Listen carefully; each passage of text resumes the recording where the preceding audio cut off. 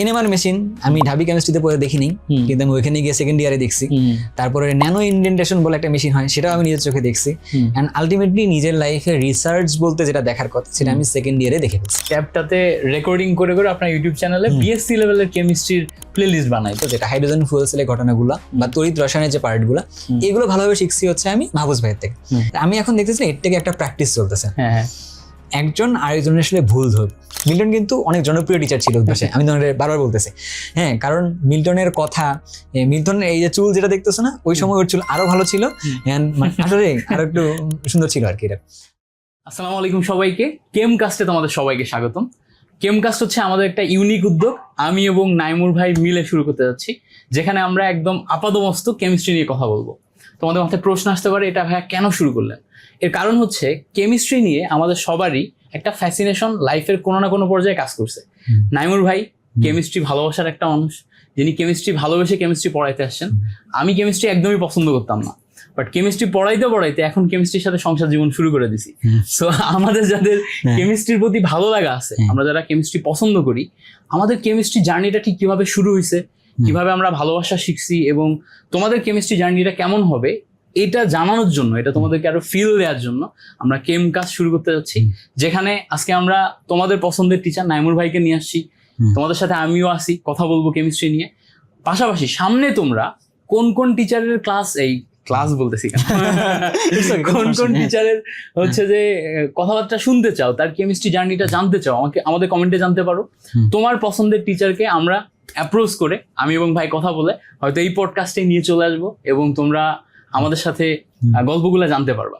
তো আমরা আজকে নাইমুর ভাইয়ের মোটামুটি পুরো গল্পটা শুনবো। নাইমুর ভাই এবং আমার একটা খুব চমৎকার জার্নি আছে উদ্ভাস থেকে। ভাইয়ের সাথে আমার মেইনলি পরিচয় হচ্ছে উদ্ভাসে, কেমিস্ট্রি পড়াইতে যাই, তো সেখান থেকে একটা চমৎকার জার্নি আছে। ভাই এবং আমি উদ্ভাসে ক্লাস শেয়ার করেও ক্লাস নিছি, তো সেই ব্যাপারগুলো নিয়ে কথাবার্তা হবে। তো চলো আমরা শুরু করি। ভাই, ওকে, প্রথমেই আপনার থেকে আমি যেটা জানতে চাবো সেটা হচ্ছে, আমি যতটুকু জানি আপনি কেমিস্ট্রি ভালোবেসে কেমিস্ট্রি পড়তে ঢাকা ইউনিভার্সিটিতে গেছেন এবং আপনার অন্যান্য অনেকগুলা সুযোগ ছিল। তো কেন কেমিস্ট্রির প্রতি আপনার ভালো লাগা এত বেশি কিভাবে, বা মানে 11-12 থেকে আপনি কেমিস্ট্রির প্রতি এত ফ্যাসিনেশন কিভাবে? আচ্ছা, এটা বলার আগে একটা কথা বলি যে এই কেমকাস্ট যেটা, এটাতে খুবই ভালো লাগবে এটা সম্পর্কে এই প্রোগ্রামটা দেখার সময়, কারণ এটা কেমিস্ট্রি টিচারদের ইনসাইড আউট সব কিছুই জানা যাবে। কেন কেমিস্ট্রি পড়াই, কেউ কি ভালোবেসে কেমিস্ট্রি পড়াইতে আসছি নাকি আসলে এসে ভালোবাসাটা তৈরি হয়েছে, সব কিছু জানা যাবে। আমি আমার কথা যদি বলি, এটা আসলে কখনো স্টুডেন্টের সাথে বলা হয়েছিল, আমি আবারও বলি এখানে। আমি যখন নিজে কলেজে পড়তাম, সেই 15-16 সালের দিকে ঘটনা, তো প্রথম কথা যেটা ছিল, আমার হাফ ইয়ারলি পরীক্ষাতে আমি আমার কলেজে 4th হয়েছিল। এখন 4th হইলেও কেমিস্ট্রিতে আমার মার্ক ছিল হচ্ছে 17, অর্থাৎ 50-এ 17 করে তো পাস। তো দেখা যাচ্ছে যে পাস করে ফেলছি, কিন্তু আমার আবার কেমিস্ট্রিতে একটু কনফিডেন্স ছিল। তো আমি স্যারকে যখন জিজ্ঞাসা করি যে স্যার আমার তাহলে মার্ক কাটছেন কেন, খুবই কনফিডেন্সের সাথে গেছিলাম। কিন্তু স্যার পরে যখন দাগ দিল, দেখলাম পুরোটাই মনে হয় লাল দাগ।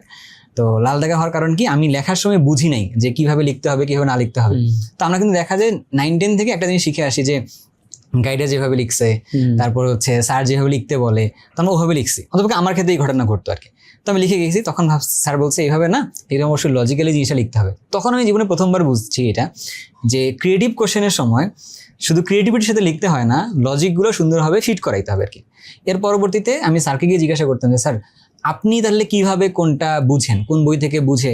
দেখবি যে কলেজের স্যারটা কি করে, যে একটা নোট নিয়ে আসে সাথে কিছু চিরকুটের মতো, নিয়ে সেটা দেখে তারপরে লিখে আর কি সুন্দরভাবে। আমার ভালো লাগতো জিনিসটা।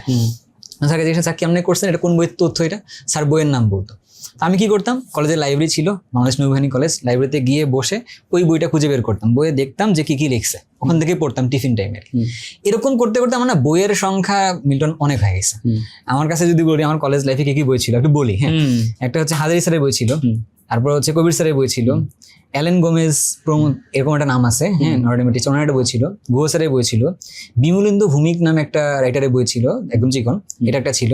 তারপরে আমাদের সময় জয়নাল আবেদিন নামে একজন টিচার ছিল, তার একটা বই ছিল। সালেক স্যারের বই আছে একটা, উনি হচ্ছে যে আদনজি টিচার, ওনার একটা বই আছে। তারপরে হাজারি ও নাকসারের একদম পুরাতন রাইটারের বই যেটা, সেটা আছে। কবির স্যারের পুরাতন রাইটারের বই আছে। এবার আরেকটা বই আছে, সেটা আমি সৌজন্য কবি পড়ছিলাম, এটা হচ্ছে আনিকা হক অ্যান্ড মনিমুল হক এবং আনিকা অনি, তাদের একটা বই আছে। ভাই সেলুট ভাই। আমি এতগুলো সবগুলো বই না, আমি সত্যি কথা বলতে পড়ছি। হ্যাঁ তো পড়ার পরে আমার কাছে একটা জিনিস মনে হইতো যে আমার কাছে আমি অনেক কিছু পড়ে মোটামুটি ফেলছি। তো তারপরে এরপরে হচ্ছে কলেজ লাইফে আমাদের সবসময় অলিম্পিয়াড হইতো আর কি। তো অলিম্পিয়াড হয়েছে শহীদ আনোয়ার গার্লস কলেজে। তো অলিম্পিয়াড পরীক্ষা দিতে গেছি, গিয়ে দেখি যে আমি এতগুলো যে পড়ে ফেলছি কিন্তু আমি উত্তর করতে পারতেছি না। তার মানে আমি শুধুমাত্র নলেজ পাইছি, নলেজটা কেমনে কাজ করাইতে হবে এটাও আমি জানি না আর কি। তো পরবর্তীতে কাজটা কি হলো যে আমি স্যারকে এসে জিজ্ঞাসা করলাম, স্যার এই অবস্থা হয়েছে কেন কলেজের স্যারকে। তারপরে বলবো যে শুধুমাত্র এটা করলে হবে না, তোমাকে আরো বেশি থিঙ্ক থ্রো করা লাগবে আর কি। তখন বুঝলাম যে শুধু পড়লে হয় না, পড়ার সাথে সাথে চিন্তাও করতে হয়। তো পরে এরপরে আরেকটা অলিম্পিয়াড আসলো হারমিন মিনার কলেজে আর কি, SOS হারমিন মিনার কলেজ ওইখানে। তো ওইখানে যখন একটা অলিম্পিয়াডটা আসছে তখন আমি একটু পইরা ধরে পরীক্ষা দিয়েছি। তো পরীক্ষা দিতে গিয়ে দেখলাম যে প্রশ্নগুলো আমার এবার কাছাকাছি একদম নিজের আর্ডারে আসছে, সবগুলো অ্যান্সার করছি। যখন পুরস্কার দেওয়ার সময় আসলো দুপুরবেলা, তো সাহস করে গেছি না পুরস্কারটা মনে হয় পাবো। তো গিয়ে দেখছি যে চ্যাম্পিয়ন হয়ে গেছি। তো এটা হচ্ছে প্রথম কাহিনী যে অলিম্পিয়াডটা পাওয়ার পরে আমার আসলে কনফিডেন্স লেভেলটা বুস্ট করছে যে আমি এবার কেমিস্ট্রিতে কিছু করতে পারবো। ওই সময় কলেজে আমাদের বায়োলজি ম্যাম ছিল, ফাতেমা মালিক নাম। তো ওনার ক্লাসে আমরা পড়তেছি আর কি, 4 তলার একটা বিল্ডিং এ। তো আমার বায়োলজি ক্লাস ভালো লাগতো না, আমি জানি না তোর কি অবস্থা ছিল। তো বায়োলজি ক্লাস ভালো লাগে না, তো আমি কি করছি বায়োলজি ক্লাসের সময় আমাদের ক্লাসে যে নিচে একটা ফাঁকা জায়গা থাকে ওখানে ফিজিক্স বই রেখে ইয়া দিয়ে ক্যালকুলেটর দিয়ে মিলাচ্ছি আর কি, যে অ্যান্সার মিলে কিনা প্রশ্নের। অনুশীলনী শেষে যে সকল প্রশ্ন থাকে ক্যালকুলেটর চেপে দেখি মিলে কিনা আর কি, এরকম প্র্যাকটিস। তো ম্যাম হুট করে দাঁড়িয়ে জিজ্ঞাসা করছে। আমি তখন কলেজে ফার্স্ট, প্রথমে হাফ ইয়ারলিতে ফোর্থ হয়েছিলাম, তারপরে কলেজে ফার্স্ট হয়েছি। তো হওয়ার পরে ম্যাম জিজ্ঞাসা বলছে, বলো তো তুমি আমি কি পড়াচ্ছি। আমি তো বোর্ডের দিকে তাকায় দেখতেছি ম্যাম সালোক সংশ্লেষণ পড়াচ্ছে। আমি বললাম ম্যাম এটা পড়াচ্ছেন কিন্তু আমার একটা প্রশ্ন আছে। তো ম্যামকে আমি কাউন্টার কোশ্চেন করার সুযোগে দিইনি। আমার কোশ্চেন আছে, যে কি কোশ্চেন বলো। যে ম্যাম গাছ যদি কার্বন ডাই অক্সাইড এবং পানি এই দুটা মিলে যদি এখান থেকে কার্বোহাইড্রেট তৈরি করে ফেলে, এটা দিয়ে যদি আমরা খাই, তো এখানে যদি গাছকে আবার নাইট্রোজেনও খাওয়াইতে পারি, তাহলে এখান থেকে ম্যাম প্রোটিন তৈরি করবে না, তাহলে তো আমাদের মাছ মাংস খাওয়া লাগে না। তো ম্যাম বলতেছে আসলে তো ভাবনার প্রশ্ন একটা, তো তার মানে এটা নিয়ে তো আসলে রিসার্চ করতে হবে। তো পরে আমি বুঝলাম যে না গুড, ওইটা কিন্তু আমি নিজেকে স্কেপ করার জন্য করছি। পরবর্তীতে ক্লাসের পরে আমি ম্যামের কাছে গেছি, ম্যাম এটা কি। ম্যাম বলছে এটা আমি জানি না, রিসার্চ করতে হবে। এই যে লাইফের প্রথমবার একটা শব্দ পাইলাম যে লাইফে আসলে রিসার্চ করতে হবে। এরপর থেকে যাকেই পাই এটা জিজ্ঞাসা করি এটা কেন হয়, কেউ আসলে প্রপার যে একটা অ্যান্সার দিবে এই অ্যান্সারটা আসলে দেয় না। তো আমার কলেজ লাইফে আরেকটা ঘটনা ছিল যে আমি একটা প্রবলেম ডায়েরি বানাইতাম, তো সব লিখে লিখে রাখতাম যে এই প্রশ্নের আমি উত্তর পাইনি। তো এর পরবর্তীতে আমি আমার কলেজের টিচারের সাথে কথা বলি যে স্যার এটা অ্যান্সারটা কি। বলছে যে তুমি এগুলো চাইলে রিসার্চ করতে পারো। রিসার্চ তাহলে করবে কোথায়, জেনেটিক্সে পড়লে রিসার্চ করলে তুমি এই যে মানে গাছগাছরা দিয়ে কেমনে কি করলে কি হয় এটা বুঝতে পারবা। তো বুঝলাম তাহলে রিসার্চ করা লাগবে, এটা একটা ঘটনা। পরে আরেকটু যখন একজন বুয়েটের ভাইয়ের সাথে কথা বলি ওই সময়, উনি পরে বললে তুমি কেমিস্ট্রিতে বললে ভালো করবা, আর বুয়েটে বললে কেমিক্যাল ইঞ্জিনিয়ারিং করলে ভালো করবো আর কি। তো খুবই ভালো ঘটনা হয়ে গেল। তাহলে এবার তাহলে হচ্ছে কি যে আমি তাহলে কেমিস্ট্রি পড়বো আর কি। এখান থেকে মোটামুটি ধারণাটা তৈরি হয় কেমিস্ট্রি পড়বো। তো পরবর্তীতে এডমিশন টেস্ট পরীক্ষাটা দেওয়ার পরে আমার প্রথমত বুয়েটে হয় না, না হওয়ার পরবর্তীতে আমি ঢাবিতে পরীক্ষা দিয়েছিলাম। আমাদের তো 13 তারিখে ঢাবির পরীক্ষা, 14 তারিখে বুয়েটে পরীক্ষা হয়েছিল। তার পরবর্তীতে পরীক্ষা ছিল মনে হয় কুয়েটে, তারপরে পরীক্ষা ছিল চুয়েটে, তারপর ছিল বাংলাদেশ এগ্রিকালচারে, আর তারপর 17ই অক্টোবর মনে হয় ছিল বুটেক্সের পরীক্ষা ছিল এরকম। তো আমার ঢাবি রেজাল্টটা আসছে, ঢাবিতে আসছে 1846। এর পরবর্তীতে চুয়েটে রেজাল্টটা আসলো, চুয়েটে আসছে 57 পজিশন। তারপরে আসছে হচ্ছে বাংলাদেশ ইঞ্জিনিয়ারিং এ টপ করছেন। তারপরে এই যে এগ্রিকালচারে আসছে 127। তার পরবর্তীতে বুটেক্সে আসছে হচ্ছে 2টা ইউনিট ছিল ওই সময় আর কি। তোদের সময় ছিল কিনা না, আমাদের সময় একটা। তার আগে 2টা ইউনিট ছিল, একটা ইউনিটে আসলো 71তম, আরেকটাতে আসলো 34তম আর কি। তা আমি বাসার মধ্যে গিয়ে মানে হুলস্থুল ফালাই দিছি একটা ঘটনাতে, যে আমার যেহেতু কেমিক্যাল ইঞ্জিনিয়ারিং পড়া লাগবে, ওই বছরে প্রথমবার বুটেক্স আসলে dyes and chemical engineering department খোলে। তখন আমি বলছি তখন 40টা সিট ওখানকার, আমি জানি না এখন কয়টা সিট আছে। 40টা আছে। তো 40টা সিট, আমি বলছি 34তম, তার মানে আমি পাবো। বাড়িতে থেকে পরে বললো যে আসলে এইটা আসলে ওই রকম না, এখান থেকে পড়া যাবে না। তো ঠিক আছে, তখন আব্বা আম্মা ঠিক বলছে, এটা একদম পিওর কেমিস্ট্রি। আমি আসলে জানি না এটাতে টেক্সটাইল বেশি ডাইস এন্ড কেমিক্যাল একটা পার্ট। আচ্ছা আমি জানি না, এখন যেমন জানলাম খুব ভালো লাগছে। তো পরে কি হয়েছে, আম্মু ভর্তি করাই দিছে। আব্বু আম্মু সবারই স্বপ্ন হলো যে যদি বিসিএস ক্যাডার হইতে পারো তাহলে তো জীবনে অনেক কিছু আনলক হয়ে যাবে। তাহলে হচ্ছে যদি বাংলাদেশ এগ্রিকালচারে ভর্তি হওয়া যায় তাহলে অবশ্যই বিসিএস ক্যাডার হওয়া যাবে। তো মনের অনিচ্ছা সত্ত্বেও ভর্তি করাই দিছে আমাদের ইয়াতে বাংলাদেশ এগ্রিকালচারে, হ্যাঁ বাকিতে ভর্তি করে দিছে। তো এখানে একটা বলি, যারা যদি এখানে 26 ব্যাচের কেউ দেখে, 25 ব্যাচের কেউ দেখে, তাহলে ভালো হবে যে এডমিশনের সময় ঢাবিতে আগে ভর্তি হয়েছি, কিন্তু আমি তখন আমার সাবজেক্ট ছিল হচ্ছে জিওলজি, কেমিস্ট্রি ছিল না। ভূতত্ত্ব যেটা ছিল সেটা। তো তখন আমি এখান থেকে পেপার উঠাইছি ঢাবির থেকে, উঠায় ভর্তি হয়েছি গিয়া বাংলাদেশে এগ্রিকালচারে। কারণ আব্বা আমার কথা হচ্ছে ভর্তি হইতে হবে হচ্ছে এখানে, ক্যান্সেল করছেন না? না, এখানে এই যে এটা ঢাবিতে এই অপশনটা আছে যে তুমি যদি নিয়ে যাও বাট তুমি হচ্ছে এই তারিখের মধ্যে যদি জমা দাও ভর্তি থাকবে। আচ্ছা আচ্ছা, এরকম একটা অপশন ছিল। তো আমি কি করছি, ভর্তি হয়েছি গিয়া বাকৃবিতে, আমার সিটও দিয়ে দিছে, সাবজেক্টও পাইছি, আমার হচ্ছে হল ছিল হচ্ছে সোয়ার্দি হল ছিল একটা ওখানে। তো পরবর্তীতে যখন আমি আপুর বাসায় আসছি, আপুর বাসা টঙ্গীতে থাকার পরে আমার ওই দিন রাত্রে বইগুলো দেখে মনে হচ্ছে আমি যথেষ্ট পরিমাণে কেমিস্ট্রি বই পড়ে ফেলছি। আমার হ্যান্ড নোট এখনো আমার কাছে আমার গুলোই আছে। তো আমি যে এত কিছু পড়ে ফেললাম, যে রিসার্চ যে জীবনে করতে চাইলাম, তো এইটা কি হবে তাহলে ঘটনাটা? তাহলে এখন আমি সবসময় একটা কথা বলি স্টুডেন্টের জন্য, এই কথাটা আসলে বলবো যে আমরা সাধারণত পড়াশোনা করার সময় অন্য কারো স্বপ্ন পূরণ করি, অর্থাৎ কাইন্ড অফ আমরা বলতে পারি যে ভাড়াটে গন্ডা টাইপের আর কি, অন্য স্বপ্নটা আসলে পূরণ করি। হ্যাঁ, বাট নিজের স্বপ্নটার দিকে তাকানো আসলে হয় না। তো হয়তো অনেকে নিজের স্বপ্নকে ডিফাইনও করতে পারে না, বাট আমার নিজের একটা স্বপ্ন ছিল। তো পরবর্তীতে আমি যে কাজটা করলাম, বাসায় না বইলা, তো আমি হচ্ছে সকালবেলা ঘুম থেকে উঠে, বৃহস্পতিবার ছিল, ময়মনসিংহ চলে গেছে। তো আমার দুলাভাইকে বলছি যে আমার টাকা লাগবে, টাকা দেন, ভর্তি ক্যান্সেল করার জন্য 10,000 টাকা লাগবে। তখন দুলাভাই টাকাটা দিছে, আমি ভর্তি ক্যান্সেল করছি, ওই দিনে পেপার নিয়ে এসে ঢাবিতে জমা দিছি। আচ্ছা, জমা দেওয়ার সাথে সাথে পরে দেখলাম আমার কেমিস্ট্রি চলে আসছে। সো এইটা হইলো, আমি যদি বলি যে ঢাবি কেমিস্ট্রিতে পড়াটা আমি আসলে প্যাশন থেকেই চুজ করছি। যে আমার মনে হয় যে ঢাবি কেমিস্ট্রি একটা লেগেসি ক্যারি করে, এবং বাংলাদেশে দেখা যাচ্ছে যে কেমিস্ট্রি ফিল্ডে যদি আপনি টপ মানুষজন খোঁজার চেষ্টা করেন, ম্যাক্সিমাম হয়তো ঢাবি কেমিস্ট্রি থেকেই পাবেন আপনার।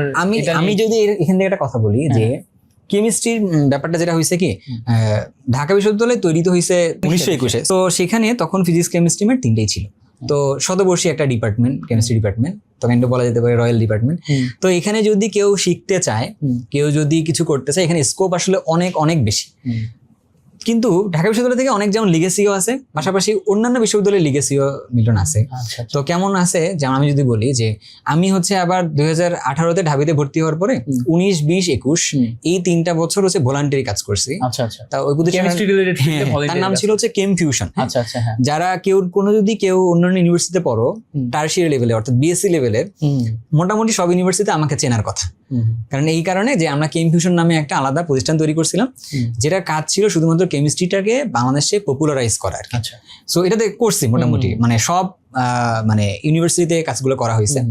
এবং মোটামুটি এটাও বলতে পারি যে ওই সময় বাংলাদেশে পৃথিবীতে 75টা দেশে কেম কার্নিভাল হচ্ছিল, তার মধ্যে একটা দেশ হচ্ছে বাংলাদেশ, এবং ওইটাতে কিন্তু তখন আমরা নিয়ে আসছিলাম আর কি। আমার নামে ওই গ্র্যান্ডটা আসলে আসছিল, আমার এখনো মনে আছে।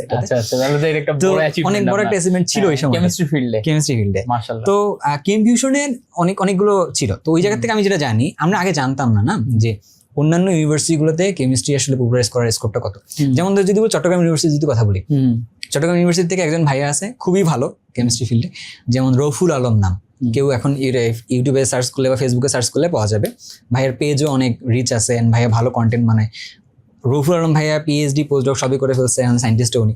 সেরকম বড় বড় নাম আছে, অনেকগুলো নাম বলে না, বাট ঢাবি কেমিস্ট্রির থেকে অনেক নাম আছে। যেহেতু আমরা পড়ানোর ফিল্ডে যদি তোমাদের বলি, তোমরা এই মুহূর্তে সার্চ করলে কি কি নাম পাবা? ধরো ভালো কেমিস্ট্রি পড়াইছে শেখ মোহাম্মদ আরমান, আরমান ভাই বা শাফিন ভাই। তুমি চাইলে হচ্ছে অন্যরকম পাঠশালা ভাইকে পাবা। আরেকটা ভাইয়ের নাম বলতে পারি মাহফুজ ভাই, মাহফুজ হকের ভাইয়া নাম একজন আছে, তোমরা চাইলে সার্চ গিয়ে দেখতে পারবা, হচ্ছে অন্যরকম পাঠশালাতেই আছে। উনি ইলেকট্রোকেমিস্ট্রি অনবদ্য পড়াইছে। হ্যাঁ, নো ডাউট এর থেকে মানে আমি ভালো কোনো কন্টেন্ট ওরকম করে হয়তো পাইনি, বাট ভাইয়া জোস লেভেলে পড়াইছে আর কি। সো আমি বলবো যে এরা হচ্ছে ঢাবি কেমিস্ট্রির একটা পার্ট, এখান থেকে একটা আসছে। বাট ঢাবি কেমিস্ট্রি একটা লিগেসি আসলেই আছে বাট কেমিস্ট্রি ফিল্ডে। বাট আমি তবুও বলবো ঢাবি কেমিস্ট্রি থেকে আসলে অনেক কিছু করার স্কোপ এখনো আছে আর কি। মানে এখনো মন আসলে তৃপ্ত না এটা নিয়ে আর কি। তাহলে আপনি হচ্ছে কেমিস্ট্রি নিলেন ঢাবিতে এই জায়গাতে। আচ্ছা, এবার আমরা একটু ফাস্ট ফরওয়ার্ড আরেকটু আগাই যাই। 2021-এ আপনার সাথে আমার দেখা হলো উদ্ভাসে 21-এর শেষের দিকে, আই গেস হচ্ছে আপনি আমি ডেমো দিয়ে একসাথে উদ্ভাসে ঢুকছি। তো মাঝখানে টাইমটা আপনি ব্ল্যাঙ্ক, মানে উদ্ভাসে ঢোকেন নাই কেন? আচ্ছা, এটা একটু বলি মিল্টনের ব্যাপারে। আমি বলবো এইটা শেষে, হ্যাঁ, কারণ আমার বলার মিল্টনকে নিয়ে অনেক কিছু বলার আছে, আজকে বলবো। কারণ স্টুডেন্টদের অনেকটা একটা আগ্রহ থাকে যে ইনসাইট গুলো জানার জন্য।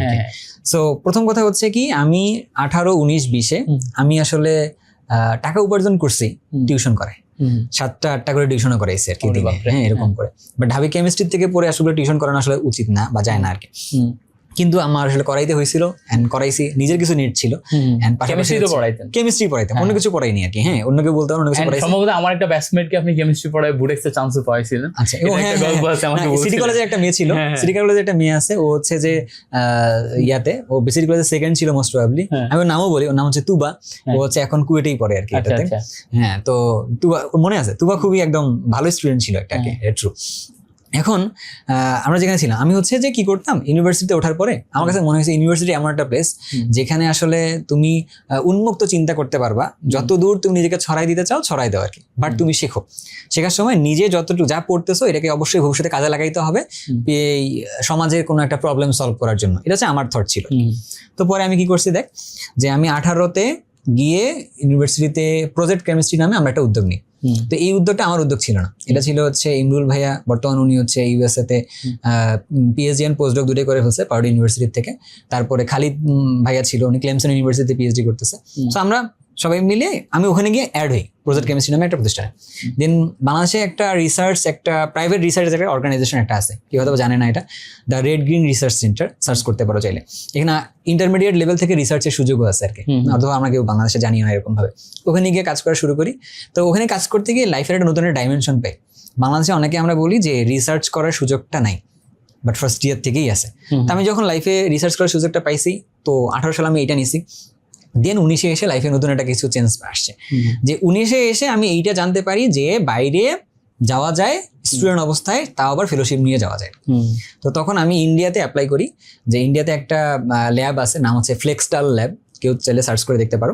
সো ওই ল্যাবে একটা ওপেনিংস আছে, কেউ চাইলে সামারের সময় ওখানে সামার রিসার্চ প্রোগ্রামে যাওয়া যায়। আমাদের দেশে সামারের সময় কি হয়, আমরা নানু দাদা বাড়ি এগুলো ঘুরে আসি আর কি, বাট ওদের দেশে কিন্তু এরকম হয় না। সামারের সময় এক প্রতিষ্ঠানের স্টুডেন্ট অন্য প্রতিষ্ঠানে গিয়ে কাজ করে। তো ওই সময় আমি একটা অ্যাপ্লাই করে দিয়েছি। আমার প্রফেসর ছিল চিল্লা মাল্লা রেড্ডি, অনেকে সিএমআর মাল্লা রেড্ডি, অনেকে সিএমআর বলে সংক্ষেপে। তো ওনার ল্যাবে গেছি, ওনার একটা অনবদ্য কাজ আছে সুন্দর। কাজটা হচ্ছে এরকম টাইপের, সাপোজ ধর যে আমি সহজ করে বুঝাই, ধর এটা একটা গ্লাস, তো এই গ্লাসটা ধরলাম দুটো পলিমার, তো যদি এই গ্লাসটা ফেটে যায় তাহলে ওই গ্লাসটা হচ্ছে একা একা জোড়া লাগবে আর কি। আচ্ছা আচ্ছা। তো এটাকে এটা ধর এটা একটা ক্রিস্টাল, তো আমরা জানি সলিড গুলা যদি রেগুলার প্যাটার্নে থাকে তখন তাকে ক্রিস্টাল বলে। তো ওই ক্রিস্টাল গুলো যখন জোড়া যে লাগবে, তো এইটা একা একা জোড়া লাগলে তাকে বলছে সেলফ, তারপর বলছে হিলিং, তারপর বলছে ক্রিস্টাল। তা আমি ওইটা প্রজেক্টের মধ্যে অ্যাপ্লাই করে ফেলছি, মাশাআল্লাহ হয়ে গেছে। আমি মনে হয় বাংলাদেশ থেকে ফার্স্ট স্টুডেন্ট কিনা, কেমিস্ট্রি থেকে ফার্স্ট স্টুডেন্ট এটা বলতে পারবো, যে হচ্ছে আন্ডার গ্রেডে রিসার্চ করার জন্য বাইরে গেলাম। তখন মানে আন্ডার গ্রেডে পড়া অবস্থায় আপনি সেকেন্ড ইয়ারে রিসার্চ করার জন্য আপনি বাইরে, মানে ইন্ডিয়াতে গেছেন? ইন্ডিয়াতে। তখন এটা হচ্ছে 56 দিনের একটা প্রোগ্রাম ছিল ইন্ডিয়াতে। তো আমি ইন্ডিয়াতে গিয়ে 56 দিন থাকলাম, আইজার কলকাতা নাম এটা। তো ওইখানে গিয়ে আমি প্রথমবারের মতো রিসার্চটা আরো মানে ইনডেপথ দেখতে পাইছি আর কি। এনএমআর মেশিন আমি ঢাবি কেমিস্ট্রিতে পড়ে দেখিনি, কিন্তু আমি ওইখানে গিয়ে সেকেন্ড ইয়ারে দেখছি। তারপরে ন্যানো ইনডেন্টেশন বলে একটা মেশিন হয়, সেটাও আমি নিজের চোখে দেখছি। এন্ড আলটিমেটলি নিজের লাইফে রিসার্চ বলতে যেটা দেখার কথা সেটা আমি সেকেন্ড ইয়ারে দেখে ফেলছি। আচ্ছা। তো আমি ওইখানে গিয়ে মানে লাইফের অনেক কিছু দেখার পর আমার কাছে মনে হয়েছে এই জিনিসটা বাংলাদেশে গিয়েও দেখানো দরকার, যে সেকেন্ড ইয়ারে গিয়েও মানুষটা দেখানো যাবে। 19-এ ব্যাক করে এসে 19শে জুলাইতে ব্যাক করছি। ব্যাক করে এসে আমি এবং আমার বন্ধু বান্ধবরা মিলে তখন মনে হইলো যে আমরা তাহলে একটা, আপনাকে একটু থামাই দিই, আপনার সাথে যখন আমি উদ্ভাসে ক্লাস নিতাম তখন মাঝে মাঝে আপনি দেখতাম যে ওই যে আপনার একটা ইয়া ছিল, ট্যাব ছিল, ট্যাবটাতে রেকর্ডিং করে করে আপনার ইউটিউব চ্যানেলে বিএসসি লেভেলের কেমিস্ট্রির প্লেলিস্ট বানাইতেন। আচ্ছা, এইটার বিষয়ে সাইকোলজি কি ছিল যে আপনি এটা কেন বানাইতেন? বিএসসি লেভেলের কেমিস্ট্রি, এটা একটা ভালো কথা বলছেন, যেই ক্লাসে পড়তেছেন ওই ক্লাসেরই কন্টেন্ট বানাইতেছেন। এটা একটা মজার কথা। আমার চ্যানেলটার নাম হচ্ছে অক্সিকেম। অক্সিকেম নাম কিন্তু দেওয়া 2019-এ। হ্যাঁ, অক্সিকেম নাম হচ্ছে 19-এ দেওয়া। অক্সিকেম নামের গল্পটা আমি পরে বলবো একদিন। কিন্তু ওই সময় কেন দিয়েছি, কারণ আমি ওই সময় নিজে পড়তাম। এখন পড়ার সময় আমি দেখতাম যে আমার ফ্রেন্ডরা পড়তেছে কোথায়, ইন্ডিয়ান কিছু একটা চ্যানেল থেকে পড়তেছে, যেমন কেমিস্ট্রি আনটোল্ড একটা চ্যানেল আছে, এটা খুবই ভালো, সুন্দর কেমিস্ট্রি পড়ায় আর কি ওরা। তো আমি আবার ওই সময় করতাম কি, 18-19-এর দিকে আমার সময়টা কাটছে টিউশন, ক্লাস আর হচ্ছে লাইব্রেরি, সায়েন্স লাইব্রেরিতে আমার বহুত সময় কাটছে আর কি। তা আমি হচ্ছে প্রচুর বই পড়তাম, যেটা আমার কলেজ জীবন থেকে পাওয়া একটা এক্সপিরিয়েন্স। সেখান থেকে আমি হচ্ছে শীট পড়তাম না, বাট এটা আমার জীবনের সবচেয়ে বড় একটা ভুল। কারণ হচ্ছে ইউনিভার্সিটিতে উঠলে আসলে শীট পড়তে হয়, রেজাল্ট ভালো হয় না। তা আমি আসলে এটা না করে আমি কি করছি, বই পড়া শুরু করছি। তো বই পড়তে গিয়ে বড় বড় বই পড়া, খুঁজে খুঁজে দিয়ে দেওয়া, এতে জ্ঞান বাড়বে কিন্তু রেজাল্ট বাড়ার চান্স খুবই খুবই কম। সো এটা আমি পরে বুঝছি অনেক। তো ওই সময় পড়তে গিয়ে আমার কাছে মনে হয়েছে আমি যা পড়তেছি আমার ফ্রেন্ডরা আমার কাছে পড়তো, আমরা 2019-এ আরেকটা প্রোগ্রাম চালু করছিলাম ঢাবিতে, নাম ছিল রসকথন।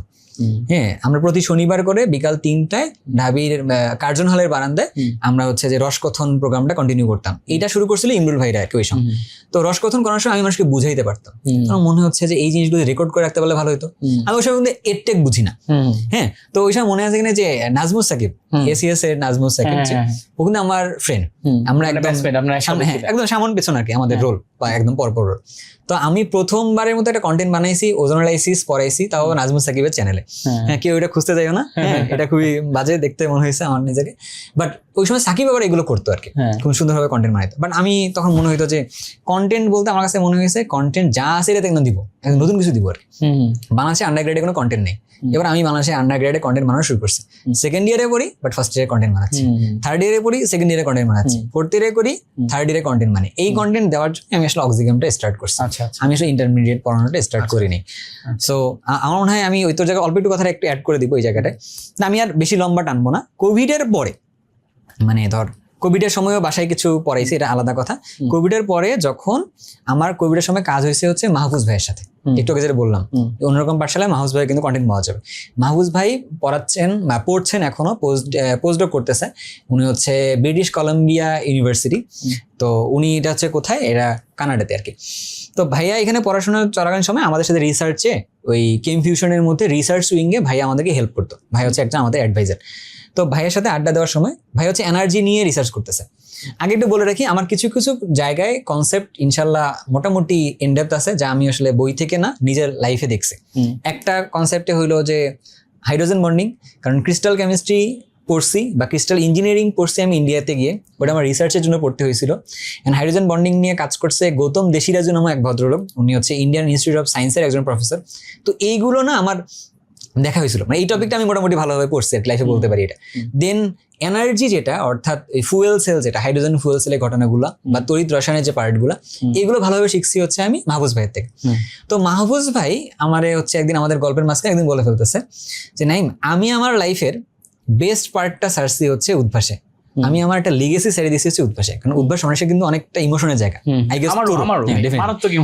ইমোশনের জায়গা। তখন বলছে নাইম, তুমি যদি কখনো পারো উদ্ভাসে এসে ক্লাস নিও। তা না আমার হলো যে ভাইয়া বল, আমি কিন্তু ভাইয়াকে গুরু মানি, নো ডাউট। আর শাফিন ভাইয়ের সাথে কিন্তু আমাদের কাজ হয়। শাফিন ভাই কিন্তু প্রজেক্ট কেমিস্ট্রিতে ছিল, শাফিন ভাই আমাদের সাথে কেম ফিউশনে কাজ করছে। তো শাবিন ভাইয়ের সাথে একদিন আমি বসে অনেকদিন কথাবার্তা হইলো, ভাই আমি উদ্ভাসে যাইতে চাই। আমি বলছি উদ্ভাসে যাবি, আচ্ছা আয়, তোকে কিন্তু আমার ডেমো ফেস করতে হবে। হ্যাঁ আমি ফেস করছি ভাই। তো আমি বলছি যে শাফিন ভাই ডেমো কিন্তু ফেস করা টাফ। মানে যারা শাফিন ভাইকে চিনে, মানে আরমান ভাইকে চিনে, আরমান ভাই ওনার নাম হচ্ছে আরমান ভাইকে অনেকে চিনে, কিন্তু শাফিন নামে আমরা চিনতাম। তো শাফিন ভাই বাংলা পুরো ওয়ার্ল্ডে এটা তুমি বলতে পারো যে কেমিস্ট্রিতে জিআরই হইতে, এখন তো কেমিস্ট্রি জিআরইটা নেই, কেমিস্ট্রি জিআরইতে মানে যত মার্কের পরীক্ষা হয়েছিল সো ওটার মধ্যে মানে অতই পাইছিল আর কি, ওয়ার্ল্ডে নাম্বার 1 র্যাঙ্ক করছিল আর কি। সাবিন ওই লেভেলে একজন মানুষ। সো আমি যদি ভুল বলে থাকি ভাই আমারে ধরে বকা দিবে। হ্যাঁ না ঠিক বলছেন। আমি হচ্ছে যে পরে আমি যখন ডেমো ফেস করে টিচার হইছি, তখন যারা শুনছে আমি শাফিন ভাই ডেমো ফেস করে টিচার হইছি, আমারে তখন শাফিন ভাই সম্পর্কে বলা শুরু করছে। মানে আরমান ভাই, আমি তো আরমান ভাই বলে জানি, শেখ মোহাম্মদ আরমান। মানে ধরেন আমি ওনার ডেমো ফেস করে টিচার হওয়ার পরে আমি যখন জানতে পারছি ওনার সম্পর্কে, আমি সার্চ দিয়ে দিয়ে ওনার আইডিতে ফ্রেন্ড রিকোয়েস্ট পাঠাইছি। এরকম এখানে একটা জিনিস বলি, পরে আমি শুনছি আমি একটা কথা বলি, আমি সো সরি, একটা আমি আনফিল্টার্ড একটা কথা বলি এই জায়গাটায়। সেটা হলো যে কি, মানুষ মনে করে, মানে উদ্ভাসে যারা আছে এখনো তারা এটা জানে খুব ভালো, উদ্ভাসে বাইরের মানুষ জানার কথা না, যে শাফিন ভাই ডেমো পার করছে তার মানে ও কেমিস্ট্রিতে জেম। মানে ভুল হইতে পারে, বাট ও যেটা পড়াইছে তার মানে পড়াইছে। কারণ শাফিন ভাইকে কোনোভাবে কনভিন্স করা যেত না, হ্যাঁ মানে কোনোভাবে না, তুমি বুজুং দিয়ে কনভিন্স করতে পারবা না। এন্ড আমারও মনে আছে উনি যা যা পড়াচ্ছে এইটা আসলে মানে কেমিস্ট্রি ডিপার্টমেন্টে পড়ছে এরকম মানুষেরও জানাশোনা আসলে কম আছে আর কি। হ্যাঁ, সো এখন এখানে আনফিল্টার যেটা বলতে চাইছিলাম, আমি এখন দেখতেছি এর থেকে একটা প্র্যাকটিস চলতেছে, একজন আরেকজনের আসলে ভুল ধরবো। সো ভুল ধরে নিজের একটা ফ্রেম পাওয়ার একটা চেষ্টা চলতেছে, এটা খুবই ভালো, আমি এটা খারাপ ভাবে ধরি না। কারণ হচ্ছে যে কোনো ভাবে তো রিচ লাগে। ভাই আমাদের যারা ভুল ধরতেছে আমরা চাইলে তার কেমিস্ট্রি জার্নিটাও আমাদের পডকাস্টে শুনতেই পারি, আমরা শুনতে পারি। তোমরা একটু মেনশন করো। আমার কথা হচ্ছে যে ভুল হয় আমার ক্লাসে, যদি তুমি বলো আমার ক্লাসে ভুল আছে, আমি এটা স্বীকার করতেছি একদম। আমি যদি বলি মিল্টনের ক্লাসে ধরো ভুল আছে, বাট মানুষের ক্লাসে ভুল থাকবে, তুমি পড়াইতে গেলে তুমি ভুল পাবা, এরা নিয়ে নো ডাউট। ক্লাসে পড়াইতে গেলে তোমাকে আসলে ভুল করতে হবে, তুমি ভুল না করলে শিখবা না। তবে হ্যাঁ, ভুল পড়ানোর পরে আমি যদি এখান থেকে লার্ন না করি, সেইটা নিয়ে একটা ঝামেলা আছে, এটা নিয়ে অবশ্যই ঝামেলা আছে।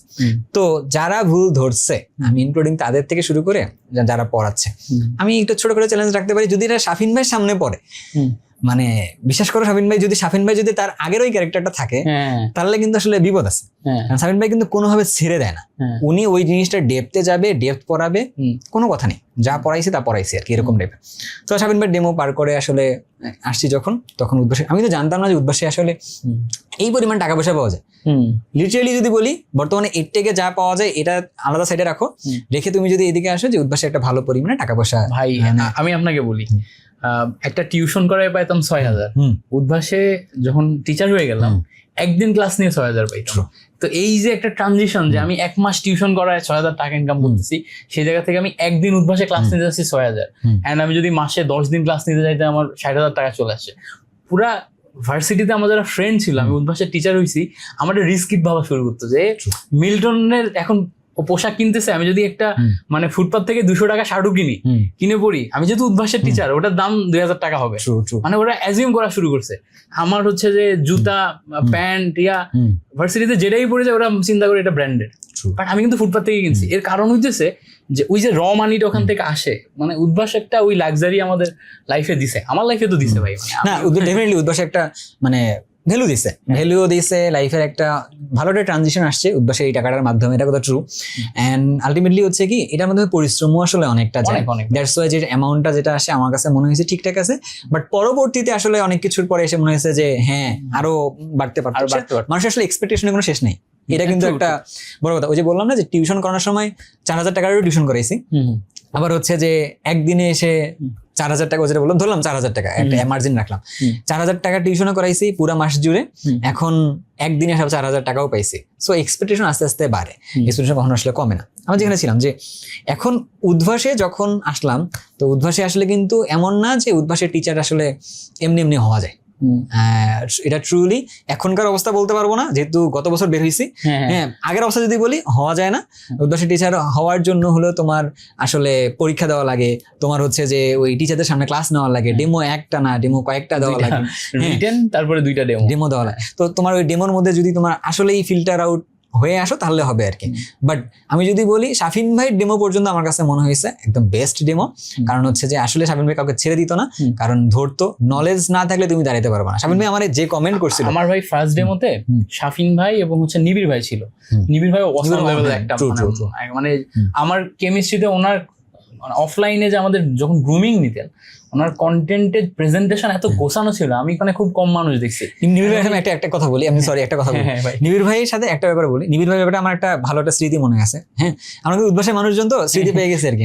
মিল্টন আমি কিন্তু উদ্ভাসের মানুষ হওয়ার কারণে আমাদের স্মৃতিগুলো আসলে ম্যাচ করে, ফ্রিকোয়েন্সি ম্যাচ না করলে কিন্তু গল্প জমে না। তো নিবিড় ভাইয়ের সাথে একটা ঘটনা হয়েছিল, তোমাদের একটা আছে না যে কপারের 4s1 3d এরকম একটা ঘটনা যে আছে, যে 4s1 3d ইলেকট্রন আছে। এখন কথা হলো এটা কেন হবে, এই যে ক্যানরা হবে, তো এই ক্যানটার উত্তরটা কিন্তু আমাদের বইয়ের মধ্যে নাই। যা আছে কি, একটা এখানে আছে, এটা এখানে চলে যাবে। তো অনেকে মনে করে যে 4s থেকে ইলেকট্রন জাম্প করে 3d তে আসবে। সো অ্যাকচুয়ালি দেখা গেল যে কি, ব্যাখ্যার জন্য এটা বলে দিই, তোমার পরীক্ষায় লেখা লাগবে। দেখো এখন তুমি বলতে পারো ভাই তাহলে মানে আপনি ভুল পড়াচ্ছেন, আমি ক্লাসে কিন্তু এটাই পড়াইছি, একটা ইলেকট্রন এখান থেকে এনে গিয়েছে। তুমি চাইলে ভুল বলতে পারো এটা, বাট তোমার পরীক্ষাতে এটা লেখা লাগবে। হ্যাঁ, মানে একটা তোমার পরীক্ষায় লিখে তো মার্ক নেওয়া লাগবে, আবার তোমার পরীক্ষায় পরে আবার চান্সও পাওয়া লাগবে। এখন তুমি যদি বল, এই জায়গায় আমি একটা কথা বলি, আমি একটা আনাসের একটা কথা নিয়ে আসি আর কি। সেটা আমি আনাসের একটা ভিডিও দেখছি, ওর কথাটা আমার কাছে এই সেন্সে ভালো লাগছে। কারণ পরীক্ষায় বসে তো আমাকে আসলে এইটা দাগাইলে আমি মার্ক পাবো, আর মার্ক না দেখা গেল যে মার্ক না পাইলে আমার একটা A+ মিস হবে। এটা ধরো একটা A+ মিস হয়েছে, মানে আমি হয়তো বইটা ধরো পরীক্ষা দিতে পারিনি, বাট আমি বইটার জন্য হয়তো ডিজার্ভিং ছিলাম, হইতে পারে। তুমি বলতে পারো বুয়েটে ভাই পড়াই কি লাইফে সবকিছু না, বুয়েটে চান্স পেয়েও বাইরে যায় নাই, PhD পোস্টডক করেনি, এমন মানুষও যেমন আছে। আবার দেখা গেল যে বুয়েটে চান্স না পেয়ে ধরলাম চট্টগ্রাম থেকে হাজী মহসিন কলেজে আছে কিনা আমি জানি না, ধর যে ওইখানে একটা কলেজ আছে, চট্টগ্রামে একটা কলেজ, তো এরকম একটা নাম হবে। তো সেখান থেকে পড়াশোনা করেও বাট PhD পোস্টডক করতেছে ইউএসএ, এরকম গল্প আসলে আছে। সো বাট মানুষের তো আসলে নম্বরটার প্রতি একটা টার্গেট তো একটা থাকে। তার চেয়েও বড় কথা, বুয়েট আপনাকে যে প্ল্যাটফর্মটা দিবে, হাজী মোহাম্মদ তো আর ওই প্ল্যাটফর্মটা দিতে পারবে না, উইথ ডিউ রেসপেক্ট। আমি জাস্ট দিতে পারবে, আমি জাস্ট এই জায়গাটাতে বলতেছি, আমি আপনাকে বলি, আপনি যদি ঢাবিতে না পড়তেন, আপনি এই যে এখন অনলাইনে শিক্ষকতার মাধ্যমে সারা বাংলাদেশের যেই পরিমাণ স্টুডেন্টকে সার্ভ করতে পারতেছেন, আপনি অনেস্টলি বলেন আপনি বাকৃবিতে যদি ভর্তি থাকতেন না, এটা আপনার এই পারতাম সুযোগ হইতো, না, পারতাম না। আপনি কেমিস্ট্রিতে এই লেভেলে আসতে পারতেন। তাই ঢাবি কিন্তু আপনাকে প্ল্যাটফর্ম দিছে। সো আপনি দিন শেষে যাই বলেন, একটা বড় প্রতিষ্ঠান সেটা যদি একটা ব্র্যান্ড ভ্যালু থাকে, সেটার একটা অ্যাকচুয়ালি ভ্যালু আছে, True. মানে ভ্যালু আছে। আমরা হয়তো ওখানে যে অনেকে ঝরে যাচ্ছে, নষ্ট হচ্ছে পার্সোনাল লাইফের পার্সোনাল রিজনে, ওটার কথা কনসিডার করি, বাট অ্যাকচুয়ালি কিন্তু ভ্যালু আছে। না, সেটা একদম আলাদা প্রসঙ্গ। ওই প্রসঙ্গে এখানে সবকিছু আসলে সব জায়গায় সব লজিক খাটবেও না, এটা কথা ট্রু। তো এই জন্য না, এই মুহূর্তে স্টুডেন্টের জায়গা থেকে যদি বলি, যারা এসএসসি পড়তেছে, এইচএসসি পড়তেছে, তাদের কাছে তো আসলে শর্ট টার্ম গোলগুলোই গোল। তাকে যদি আমি একটা এসএসসি স্টুডেন্টকে গিয়ে এখন এমএসসিতে আমি কি পড়ছি, এখন আমি যদি বলি রাসায়নিক বন্ধন আসলে কত প্রকার, সো এটাই আসলে অনেক ঝামেলা। তো এটা আসলে ইনঅর্গানিক কেমিস্ট্রি পড়ার সময় এক ধরনের পাইছি, ফিজিক্যাল কেমিস্ট্রি পড়ার সময় এক ধরনের পাইছি। আমরা মেবি অনেক দূরে চলে যাইতেছি। সো আমি ওই জায়গাটায় নিবিড় ভাইয়ের ওই গল্প, নিবিড় ভাই কি বলছেন, নিবিড় ভাইয়ের সাথে আমার এটা নিয়ে কথা হইতেছিল যে ওই 4S এবং 3D এর গল্পটা নিয়ে পড়াশোনা। তো নিবিড় ভাই এতটা ভালো মানুষ ছিলেন এন্ড সুন্দর মানুষ, সুন্দর চিন্তা করতে পারতেন। নিবিড় বলছিলেন, নাইমুর তাহলে একটা কাজ করো, আমরা একটা রিসার্চ পেপার পড়ি এটার জন্য, তো পড়ে আমরা কন্টেন্ট বানাই। তো আমি জাস্ট এইটা বলতেছি এই কারণে যে উদ্ভাসে আমরা একটা কন্টেন্ট বানানোর সময় বা আমাদের যখন গ্রুমিং গুলো হইতো মিল্টন, তখন আমরা আসলে কন্টেন্টের ভ্যালিডেশন দিতে চাইতাম, প্রয়োজন রিসার্চ পেপারও আমরা পড়তে রাজি ছিলাম। আমাদের এরকম ডিসকাশনও আসলে হয়েছে, বাট এরপরে ঘটনা আসলে আলাদা, আমরা সেদিকে যাবো। বাট নিবিড় ভাইয়ের কথাটা আমি ওর থেকে টেনে নিয়ে আসছিলাম। আমার দেখা one of the finest personalities যারা উদ্ভাসে কাজ করছে, কেমিস্ট্রিতে লেগেসি রাখছে, তার মধ্যে শেখ মোহাম্মদ আরমান ভাই, মানে শাফিন ভাই যেমন আছে, নিবিড় ভাই আছে। আমার লাইফের একটা বড় ভালো লাগার জায়গা হচ্ছে ফার্স্ট ডে মধ্যে ওনারা দুইজন ছিল, সেকেন্ড ডে মধ্যে পার্থদা আর শেখ মোহাম্মদ আরমান ভাই ছিল। মানে সেকেন্ড ডেমো যেদিন আমি দিতে যাই, ওই দিন যে যখন আমি পড়াই, তখন পার্থদা বসে আরমান ভাই বসে। সো আমি লিটারালি পড়াইতে যে আমার ভিতরে নার্ভাসনেস লেভেলটা ফার্স্ট ডে মধ্যে যেই লেভেলে ছিল, সেকেন্ড লেভেলে আরো পিকে চলে গেছে। আমি আসার আগ পর্যন্ত প্রিপারেশন নিয়ে কনফিডেন্ট যে না আমি পড়াবো, ঠিকঠাক মতো পড়াবো। বাট যখনই দুজনরে দেখছি, বিশেষ করে পার্থদার অনেক ভিডিও দেখে আমি ইন্টারমিডিয়েট কেমিস্ট্রি শিখছি। পার্থদা আর হচ্ছে যে ওদিকে শাওন রেজা ভাই, ওনাদের দুজনের প্রচুর ভিডিও দেখছি আমি, দেখে দেয় আমি ইন্টারমিডিয়েট কেমিস্ট্রি ছোট ছোট বেসিক। আরেকটা নাম অ্যাড করি, তার তো খুশি হবো, সেটা হচ্ছে যে আশিকুর রহমান, আশিক ভাইয়ের কথা মনে আছে কিনা? আশিক ভাইও ওই দিন আমার মনে আছে আমরা কোনো একটা ডেমো বা গ্রুমিং এ আছি, তো আশিক ভাই আছে পেছনে বসে, নর্মালি তো যারা ডেমো যারা নেন বা গ্রুমিং যারা পেছনে বসে, তো আশিক ভাই বলছে যা গিয়ে এটা পড়াও। তো বোর্ডে উঠছি, ওর সময় পড়াচ্ছে হচ্ছে একটা প্রশ্ন আছে তোমাদের বইতে, PS3 হয় বাট PS5 হয় না কেন? আছে।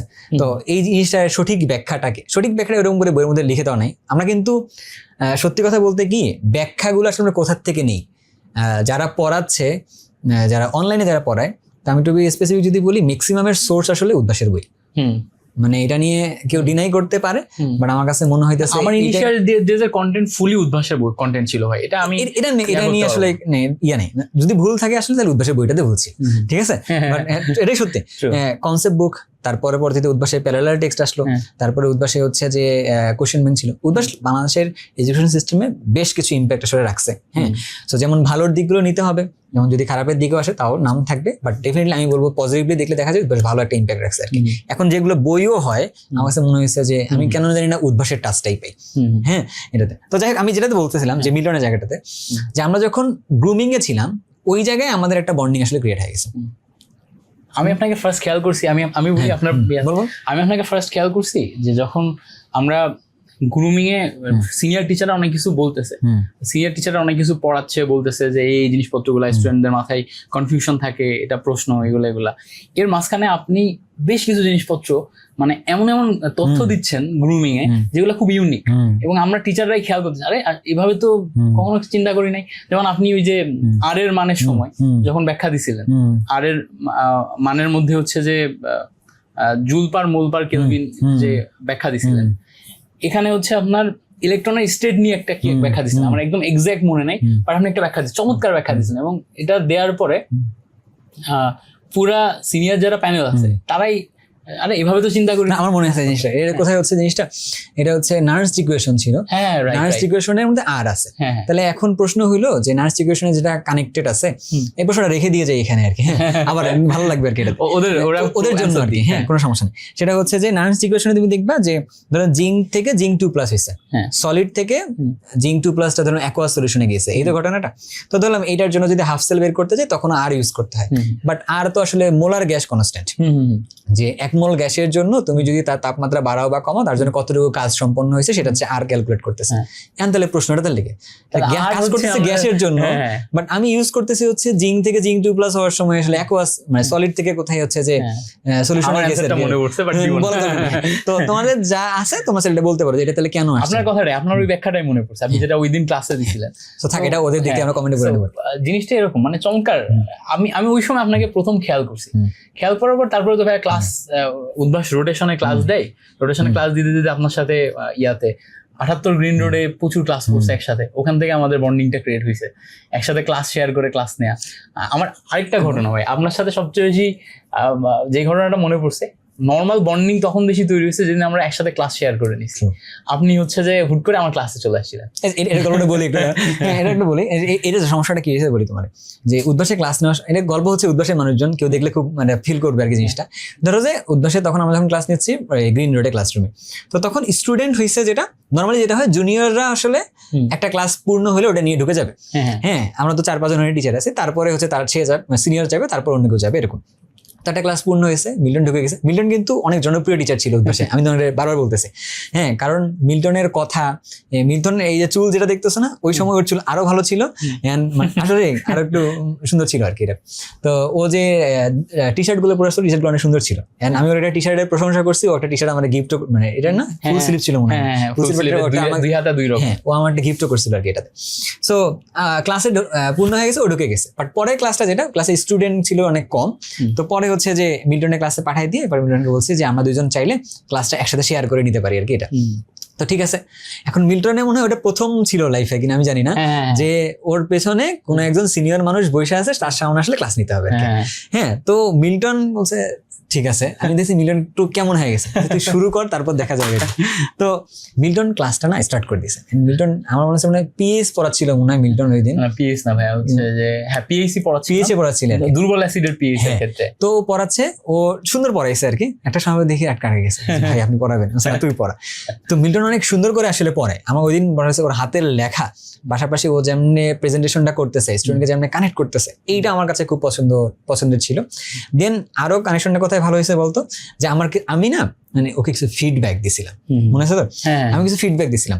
মিল্টনের একটা বেস্ট পার্ট কি, যে ওকে কেউ যদি ফিডব্যাক দেয়, ও ফিডব্যাক গুলো অনেক পজিটিভলি নেয়, এই পজিটিভগুলো নিয়ে আবার পরের দিন গিয়ে কাজ করে। তো এই যে আমরা শেয়ার করে যে ক্লাস নিলাম, এরপর আমি ওর সামনে ক্লাস নিলাম, আমাদের মধ্যে বন্ডিংটা না অনেক বেশি স্ট্রং হয়ে গেছে। এই বন্ডিংটাই বলতে পারো আজকে যে এখানে আছে, ইনশাল্লাহ এইটা আরো অনেক দূর যাবে। আমরা ওই শেয়ার করে পড়ানোটাই আসলে খুবই মানে মজা মিস করতেছিলাম আর কি এতদিন থেকে, ওই মিসিংটা আসলে আবার গিয়ে কানেক্ট হওয়ার মতো। এরপরে আমি আরেকদিন তোর ক্লাসে পড়ছিলাম, তো সেদিন হচ্ছে যে আমার অনেক সিনিয়র টিচার ক্লাস নিয়েছে, আমার সিনিয়র টিচাররা মানে ক্লাসের তখন তো কন্টেন্টের ডেপথ বলতে আমি ওই উদ্ভাস থেকে যতটুকু দিত ওগুলাই পড়তাম, ওগুলাই ডেলিভার করতাম, এর বাইরে তো কন্টেন্টের আমার আলাদা ডেপথ ছিল না, বাট আমি ডেলিভারি খুব সুন্দর করতাম, একদম ধাপে ধাপে ধাপে ধাপে ধাপে ধাপে একদম ভেঙে ভেঙে পুরো কাহিনীগুলা ইয়া করে। আমি আবার এটা শিখছিলাম হচ্ছে রাহুল দাদা আর হচ্ছে জালাল ভাই, ওনাদের দুজনে ক্লাসে বসছিলাম। রাহুল দাদা এবং জালাল ভাই ওনারা ক্লাসটাকে যেভাবে জমান, মানে যেভাবে ইয়া করেন, এটা দেখার পরে আমি ওই রিদমটা ধরার ট্রাই করছি, ধরে আমি ওই সেম রিদমে প্রত্যেকটা কন্টেন্ট ডেলিভার দেওয়া শুরু করি। তো সিনিয়র টিচাররা আমার ক্লাসে যারা যারা গেছে তারা মানে আমার সামনে আমার পিছনে সবাই এই কথাই বলছে যে কন্টেন্ট যেটাই পড়ায় তোরা ক্লাসে যে ওর ডেলিভারিটা দেখিস। তো আমার তখন থেকে এটাই স্ট্রং, এবং আমার মনে হয় যে আমার পপুলারিটির যে একটা ফ্যাক্টর, মানে আমি কেমিস্ট্রি টিচার হিসেবে কন্টেন্টের জন্য যতটা না পপুলারিটি পাইছি, খুব বেশি কন্টেন্টের জন্য পপুলারিটি পাই না, সবসময় ওই যে ইজি ওয়েতে বোঝানো, ডেলিভার করা, স্টুডেন্টকে কানেক্ট করা, এটার জন্যই আসে না আলটিমেটলি ট্রু। যেমন জালাল ভাইয়ের কথা বললো না, জালাল ভাই বিসিএস ক্যাডার, তো জালাল ভাইয়ের ক্যারিজমাটা অন্য লেভেলের। মানে আমি জালাল ভাইয়ের সাথে একবার ক্লাস শেয়ার করছি শান্তিনগর উদ্ভাসের ব্রাঞ্চে। তো ভাইয়া যে ক্লাস নিবে যখন, হ্যাঁ ধরো যে আমাদের দুইটা ব্যাচকে এক ক্লাস করে নিয়ে ভাইয়া ক্লাসটা নিছিল, আমাকে ভাইয়া বসায় রাখছিল যে পেছনে, তুই বস আমি ক্লাস নিচ্ছি তুই দেখ। তো আলটিমেটলি যে ক্লাসটা ছিল মানে অনবত সুন্দর আমি বলতে পারি হ্যাঁ। যে ভাইয়া স্টুডেন্টকে ঢুকেই কেমনে যেন যে চুটকির মধ্যে নিজের করে নেয় এটা আমি জানি না আর কি। সো যদি মিল্টন তাকে ভাইয়াকে দেখে যদি শিখে থাকে হ্যাঁ। আলটিমেটলি আমি বলবো যে মিল্টন মানে না আমি এই দুইজন মানুষকে ফলো করছি, আমি একদম মানে জেনুইনলি বলতে পারি এখনো পর্যন্ত জালাল ভাইয়ের অনেক কিছু আমি ফলো করি। And, আমার ওই সময় যে মানে হিট করছে আমার ভিতরে যে না ক্লাসটাকে আমাকে এইভাবে বিল্ড আপ করতে হবে ধাপে ধাপে, ওই জিনিসটা আমার ভিতরে এখনো আছে। আচ্ছা এই জায়গায় আমি তোকে একটা প্রশ্ন করি। আচ্ছা আমি ওর সাথে তুই করে কথা বলতেছি কারণ এটা আমাদের সম্পর্কটাই এরকম। হ্যাঁ আপনি ভাই মানে 2021-এর পর থেকে আমরা আসলে এই এতদিন পর্যন্ত আজকে 4-5 বছর হতে চললো, তো আমরা এখনো ওই তুই সম্পর্কটার মধ্যেই আছি। আমরা এখনো মিট করি, ও আলাদা, ও যখন ওখান থেকে 10 MS যায় তখনও আমার সাথে বসা, তারপরে হচ্ছে যে ওর লাইফের অনেক কিছুর সাথে কানেক্টেড, আমার লাইফের অনেক কিছুর সাথে কানেক্টেড, আমরা না কানেক্টেড আর কি এগুলোতে। না এখন ওরা ক্যামেরার সাথে একসাথে দেখতেছে তো? তো মনে করতে পারে যে হঠাৎ করে ভাইরা পপুলার হওয়ার পর একসাথে হইছে মেবি এটা true। গিমিক, বাট জিনিসটা এরকম না, আমরা তো অনেক আগে থেকে কানেক্টেড ছিলাম এটা। হ্যাঁ। সো যেমন ধরো মিল্টনকে আমি একটা জিনিস বলি যে মিল্টন যখন একটা স্টুডেন্টকে পড়ায়, তুই যখন একটা জিনিস পড়াস তুই আসলে কি চিন্তা করিস? যেহেতু আমরা ক্যামেরাকে পড়াই কেন, তুই কি চিন্তা করিস? আমি এখন ওই উদ্ভাসের ওই ফেজটাতেই চিন্তা করি যে স্টুডেন্ট আমার সামনে আছে এন্ড ওকে আমি জিনিসটা যতটা ইজি ওয়েতে পড়াইতে পারি, ফিল করাইতে পারি, আমি মনে করি যে ও ওখান থেকে দেখতেছে আমাকে, টু দা পয়েন্টে আমাকে দেখতেছে, আমি ওকে ফিল করানোর ট্রাই করি। তো ওই রিদমটা সবসময় ধরে রাখার ট্রাই করি। আর যেহেতু ওই উদ্ভাসের ক্লাসে যেমন একই জিনিস 2-3 রিপিট করা লাগতো, ওই জিনিসটার বলার মতো কেউ থাকে না, তো আমি নিজেই অ্যাজিউম করে নিই যে না ওরা হচ্ছে যে আরেকবার হয়তো বুঝে নাই অনেকে, আরেকবার আমি একটু রিক্যাপ করি। তো একবার আমি একদম ফ্লোতে পড়াই। নিবিড় ভাই ক্লাসে একটা ফিডব্যাক দিয়েছিলেন মানে ওভারঅল সব টিচারকে, যে তুমি যদি 5 মিনিট পড়াও ক্লাসে, 5 মিনিটের মধ্যে তুমি একটা জায়গা থেকে শুরু করবা আর এক জায়গায় শেষ করবা, তোমার বোর্ডে একটা সুন্দর পড়ানোর ফ্লো থাকা লাগবে। আমি ওই জিনিসটা ওই যে ওই সময় কথাটা ধরছি, তখন থেকে আমার টিচিং এ আমি ওই জিনিসটা সবসময় ফলো করি। আমি একটা জায়গা থেকে শুরু করলাম, 5 মিনিট 7 মিনিট পড়ানোর পরে স্টুডেন্টের সামনে একটা ফ্লো ধরাই দিলাম যে দেখো এই জিনিসটা এই এই এই এই এই এরপর এই থেকে এই আসতেছে। ওই ফ্লোটা আমি এখনো মেনটেন করি। এবার ওই ফ্লোটা হয়ে গেলে কারণ 5 মিনিট পর টপিকটা শেষ, এখন ওই জিনিসটাকে একটু রিক্যাপ করা আরেকবার 1 মিনিটে, যেন বিরক্ত না হয় বা 1.5 মিনিটে মানে ইয়া না হয়। তো সবসময় ধরে নিই যে স্টুডেন্ট আছে এন্ড ওকে ওই জিনিসটা রিক্যাপ করি একবার করে। এই জায়গায় আমি বলি আবার একটা জিনিস অ্যাড করি, নিবিড়ের কথা যেহেতু আসলো, নিবিড় থেকে আমি একটা জিনিস শিখছি, যারা আমার অফলাইন ক্লাস করছে তারা এটা পাওয়ার কথা, যে নিবিড় ভাই যখন আমাদের গ্রুমিং করাইতো তখন নিবিড় ভাই এসে বোর্ডে এসে বাম পাশে আগে লিখে নিত যে উনি কি পড়াবেন। তো আমি না এই জিনিসটা আমার অফলাইন ক্লাসে লিখতাম, আগে ডান পাশে লিখে নিতাম আমি এটা পড়াবো, তাহলে আমার মনে থাকতো আমি ওইখান থেকে শুরু করে এই পর্যন্ত আমি আসলে আসবো, আমি টিক দিয়ে দিয়ে দিয়ে যাইতাম। যদি এটা একটা চ্যালেঞ্জ, কারণ কোনোদিন আসলে কোনো একটা টপিক মিস করে যাওয়ার সুযোগ মানে রাখলেও রাখা যাইতো না, কারণ এটা তো পড়াইতেই হবে। আমি কয়েকবার আমার টিপিপি খারাপ আসছে না আসলে টিপিপি ব্যাপারটা হয়তো তোমার বুঝতে পারতেছ না, এটা হচ্ছে উদ্ভাসে যারা ক্লাস নেয়, ক্লাস নেওয়ার পর টিচারের একটা রেটিং যায়, পার্সেন্টেজ একটা যায় এটার জন্য। সো ওইভাবে করানো, তো এইটা করলে এটা যে সুবিধা আছে, আমি স্টিল এখন যখন ক্লাস নিতে যাই তো ক্লাস নেওয়ার সময় যখন আমি অনলাইনে তোমাদের ক্লাসগুলো নিই তখন আমি ওই যে ওই পয়েন্টগুলো বানাই, পয়েন্টারগুলো বানায় আমার নিচের বোর্ডের নিচে যে জায়গাটা আছে ওখানে রেখে দিই, যেমন এই পয়েন্টারগুলো আমাকে শেষ করা লাগবে আর কি। তো তাহলে করে ওই ফ্লোটা এখন আমার থাকে। আমি অ্যাডমিশনের ক্লাসগুলো শুরুতেই করি, অ্যাডমিশনের ক্লাসগুলো টপিকগুলোকে আমি অ্যানালাইসিস করে ওদের জন্য গুরুত্বপূর্ণ টপিকগুলোকে নামকরণ এইভাবে করি, করে একদম ফুল 4টা ক্লাসে বা 5টা ক্লাসে ওই টপিকগুলো একদম পয়েন্ট করে করে পড়াই, আজকে আমি 5টা পড়াইলাম, ক্লাস শেষে দেখাই এই 5টা আজকে, পর কালকে আগামী এই 5টা পড়াবো, তারপরের দিন এই 5টা পড়াবো। সো ওইভাবেই ওই সেম ওই ফ্লোটা এখনো আছে আমার। এই জিনিসটা এখন কিছু অনলাইনের মধ্যে একটা জিনিস সুবিধা হয়ে গেছে যে আগে স্লাইডে কিছু রেখে দেওয়া যায়। আমরা তো যখন পড়াইছি উদ্ভাসে ধরো যে একদম হোয়াইট বোর্ডে পড়াইছি, কিচ্ছু ছিল না, মাথার মধ্যে সবকিছু আছে, বোর্ডের মধ্যে লেখা। এন্ড আলটিমেটলি আমাদের একটা জায়গায় একটা ভাইব ম্যাচ আছে, যে যখন ও কেমিস্ট্রি পড়াচ্ছে আমি যখন কেমিস্ট্রি পড়াচ্ছি, আমরা তোমার হয়তো ভাবতেছো অনেকে যে ভাই উদ্ভাসের কথা এত কথা বলতেছেন, তাহলে উদ্ভাসে আপনারা নাই কেন? মানে উদ্ভাসে নাই কেন জিনিসটা বলতে কি এরকম, উদ্ভাসে তো আসলে আমি যদি বলি মিলন তুই কয়টা জেলায় গেছিলি জানি না, আমি আবার কাউন্ট করতাম, আমি হচ্ছে আমি 42টা জেলায় গেছি, 32টা মতো আমি 42টা জেলায় গেছি, আমার লাস্ট কাউন্ট অনুযায়ী হচ্ছে 1400 প্লাস আসলে ক্লাস ছিল আমার আর কি। অনেক ভাই। সো এখন অনেক দূর তো পড়াই ফেলছে, এখন অক্সিকেমে আসলে আমার ক্লাস নেওয়ার পুরো উদ্দেশ্যটা এটাই ছিল। সো তখন আমি হচ্ছে উৎকর্ষে ছিলাম, তো উৎকর্ষ থেকে বের হওয়ার সময় আমার কাছে একটা জিনিস মনে হয়েছে যে একটা ওয়ান স্টপ কেমিস্ট্রি সলিউশন একটা আসলে থাকুক, যেখানে এসএসসি থেকে শুরু করে বিএসসি পর্যন্ত আসলে আমি কেমিস্ট্রি কন্টেন্টে কাজ করব। তো বিএসসি কন্টেন্টে যেহেতু আমি 2019-এ কাজ করছি, তাহলে আমার কাছে মনে হয়েছে যে আমি এখনো স্টার্ট করলে অনেক দূর আসলে কাজ করার একটা স্কোপ একটা আছে। সো এখন আমি ইন্টারমিডিয়েটে কাজ করতেছি। এসএসসি তে নামার মতো করে এই মুহূর্তে সময় আমার কাছে নেই, কারণ একটা জিনিস শুধু নামাইলেই হবে না, কাজও করতে হবে। আগে ইন্টারমিডিয়েটে কাজ করি, দেন এর পরবর্তীতে হয় এসএসসি তে, না হলে হচ্ছে যে বিএসসি তে কাজ হবে ইনশাল্লাহ। সো অক্সিগেমের আসলে মূল উদ্দেশ্যটা আসলে এটাই ছিল, একটা ওয়ান স্টপ কেমিস্ট্রি সলিউশন আসলে দেওয়া। বাট আমি এবার চলতে চলতে যেটা একটা বুঝলাম যে একা একা আসলে মার্চ করাটা খুব চ্যালেঞ্জ কাজ করাটাতে। তো তখন সবচেয়ে মানুষ হচ্ছে বলে না সেম ফ্রিকোয়েন্সির মানুষগুলো ম্যাচ করে যায়। তখন এই যে এখন যখন আসছে 27-এ কিন্তু আমি একা পড়াইছি, 26-এ আমি একা পড়াইছি, এখন যখন আসছে যে আমাদের এখন একটা ডুও হইতে পারলে খুব মজা হইতো আর কি। হ্যাঁ, তখন বেস্ট ফ্রিকোয়েন্সির মানুষ হচ্ছে তোমাদের মিল্টন ভাইয়া। মিল্টন কিন্তু আমার থেকে অনেক বড়, কেন বলো তো? কারণ ওর সাবস্ক্রাইবার আসলে অনেক বেশি। যারা আসলে সাবস্ক্রাইব, আমি একটা কথা মিল্টন এই জায়গায় আমি বলবো এই জায়গাটায়, সেটা হচ্ছে যে সাবস্ক্রাইবার দিয়ে অনেকে আছে না, সাবস্ক্রাইবার দিয়ে মানুষ জাজ করে। হ্যাঁ, বাট আমি শুধু মিল্টনকে পাইছি, মিল্টন আসলে সাবস্ক্রাইবার দিয়ে জাজ করে নাই। হ্যাঁ, যদি ও ওর সাবস্ক্রাইবার দিয়ে জাজ করে কারোর সাথে যাইতে পারতো, তাহলে হয়তো বা ও আরো সাবস্ক্রাইবার ভালো আছে তার সাথে আসলে সুন্দরভাবে একটা কম্বাইন করে যাওয়ার একটা সুযোগ ছিল। বাট আমি দেখছি যে ও এটা দিয়ে জাজ করে না, ও আসলে কোয়ালিটিতেই বিলিভ করে আগায়।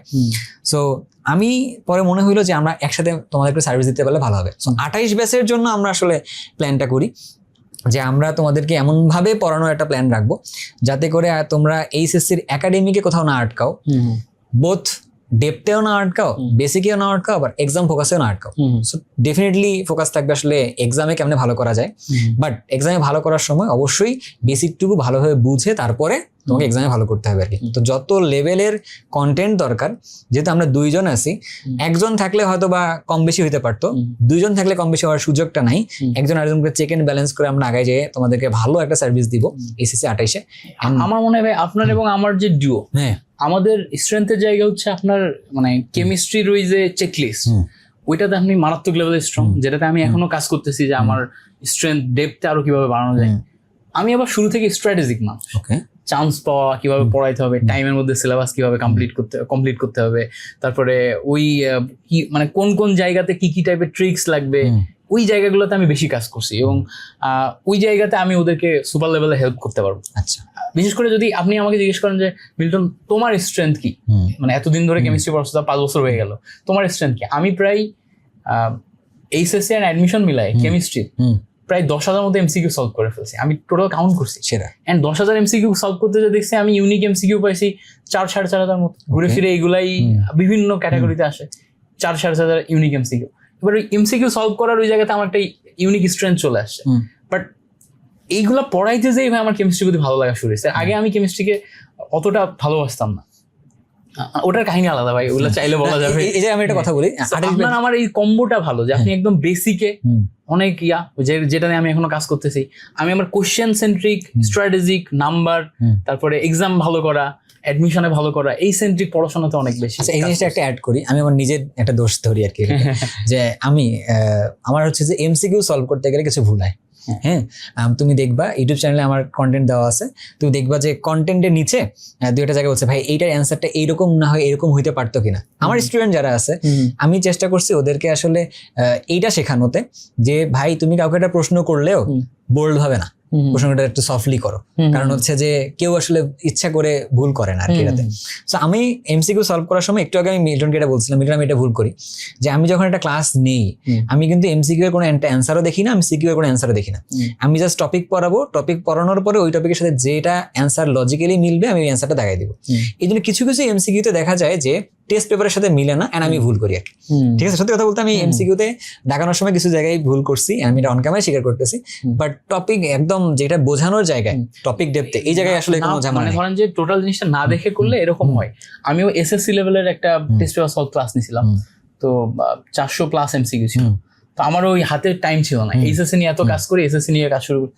আমি ওরকম না দেখে যখন সলভ করা শুরু করছি দেখছি যে বেশ কয়েকটা জায়গায় আমি যে উত্তরগুলো বের করছি দাগাইছি এর সাথে টেস্ট পেপারের উত্তর মিলে নেই। সো কনসেপচুয়ালি আগাইলে অনেক ক্ষেত্রে হয় ভাই, এটা স্বাভাবিক, অস্বাভাবিক না। আমার কাছে আমি এই জন্য কেন বললাম কথাটা যে টিচারও মানুষ, এন্ড অনলাইনে আমরা যদি চাই যারা পড়াই তারা আমরা চাইলে পারফর্মার হইতে পারবো, অভিনেতা যেটা বলে আর কি, এটা হওয়া যাবে। কেমনে বলতো, আমি যদি রাখি একটা স্লাইড রাখি, পরেরটাতে উত্তর রেখে দিছি আর কি, আমি যদি দেখে দিই টেস্ট পেপার দেখে লাগাই দিছি 10 মিনিটস স্লাইডগুলো দেখছেন, ওকে লেট ইট, আমি নাম নিচ্ছি না। সো এটা ঘটনা হচ্ছে কি, যদি আমি দিয়ে দেই তাহলে তো আমার তো ভুল হচ্ছে না, হ্যাঁ। আমি একদম একদম ভুলের ঊর্ধ্বে একটা মানুষ, বাট আমার কাছে মনে হয়েছে কিছু ভুল আসলে থাকুক। হ্যাঁ। এটা অফলাইনে যেমন আমরা ভুল করতে পারি, আমরাও মানুষ, তো ভুল হোক, সেই ভুলটা আমি আসলে স্বীকার করলাম। আমি কেন কথাটা বললাম যে যদি আমরা 28কে 27 ব্যাচকে যেহেতু দুইটা ব্যাচে আমরা সার্ভিসটা দিব, সো ডু হিসেবে সার্ভিসটা ইনশাল্লাহ সামনে আরো ব্যাচে যত আল্লাহ পাক যদি টানে আমাদেরকে তো যাবো। সো তখন দেখা যাচ্ছে যে কি টপিকের মধ্যে ডেপথে যতটুকু জায়গায় তোমার দেওয়া দরকার সেইটুকু জায়গায় তোমার কাছে ভালোভাবে পাইলাম। ওর যেহেতু স্ট্র্যাটেজি গুলো কাজ করা আলাদা করে ওরা আছে, তো এই জায়গাটা যদি মিল্টন দেয়, আমার মনে হয় যে আমরা দুইজন এরকম হই, মানে এই হাতের বিকল্প এই হাত হই, তাহলে হচ্ছে সুন্দর একটা তালি, হ্যাঁ তাহলে হচ্ছে তালিটা বাজবে আর কি, বুঝছো? সো দ্যাটস ওয়াই আমার কাছে মনে হয় একটা মানে আমরা একটা কমন গোলের দিকে আগাইলে ভালো হবে। আচ্ছা, আমি একটা লাস্ট তোরে প্রশ্ন করি, তারপর আমি হয়তো করবো না। সেটা হচ্ছে আমার ফিলোসফিটা হচ্ছে স্টুডেন্টের কাছে যে ও আমার একটা ক্লাস করার পরে কেমিস্ট্রিটাকে ফিল করবে, ও হচ্ছে কেমিস্ট্রিতে ভালো রেজাল্ট করবে, টার্গেট 200-তে 200 রাখবে যদি ইন্টারমিডিয়েটের কথা বলি।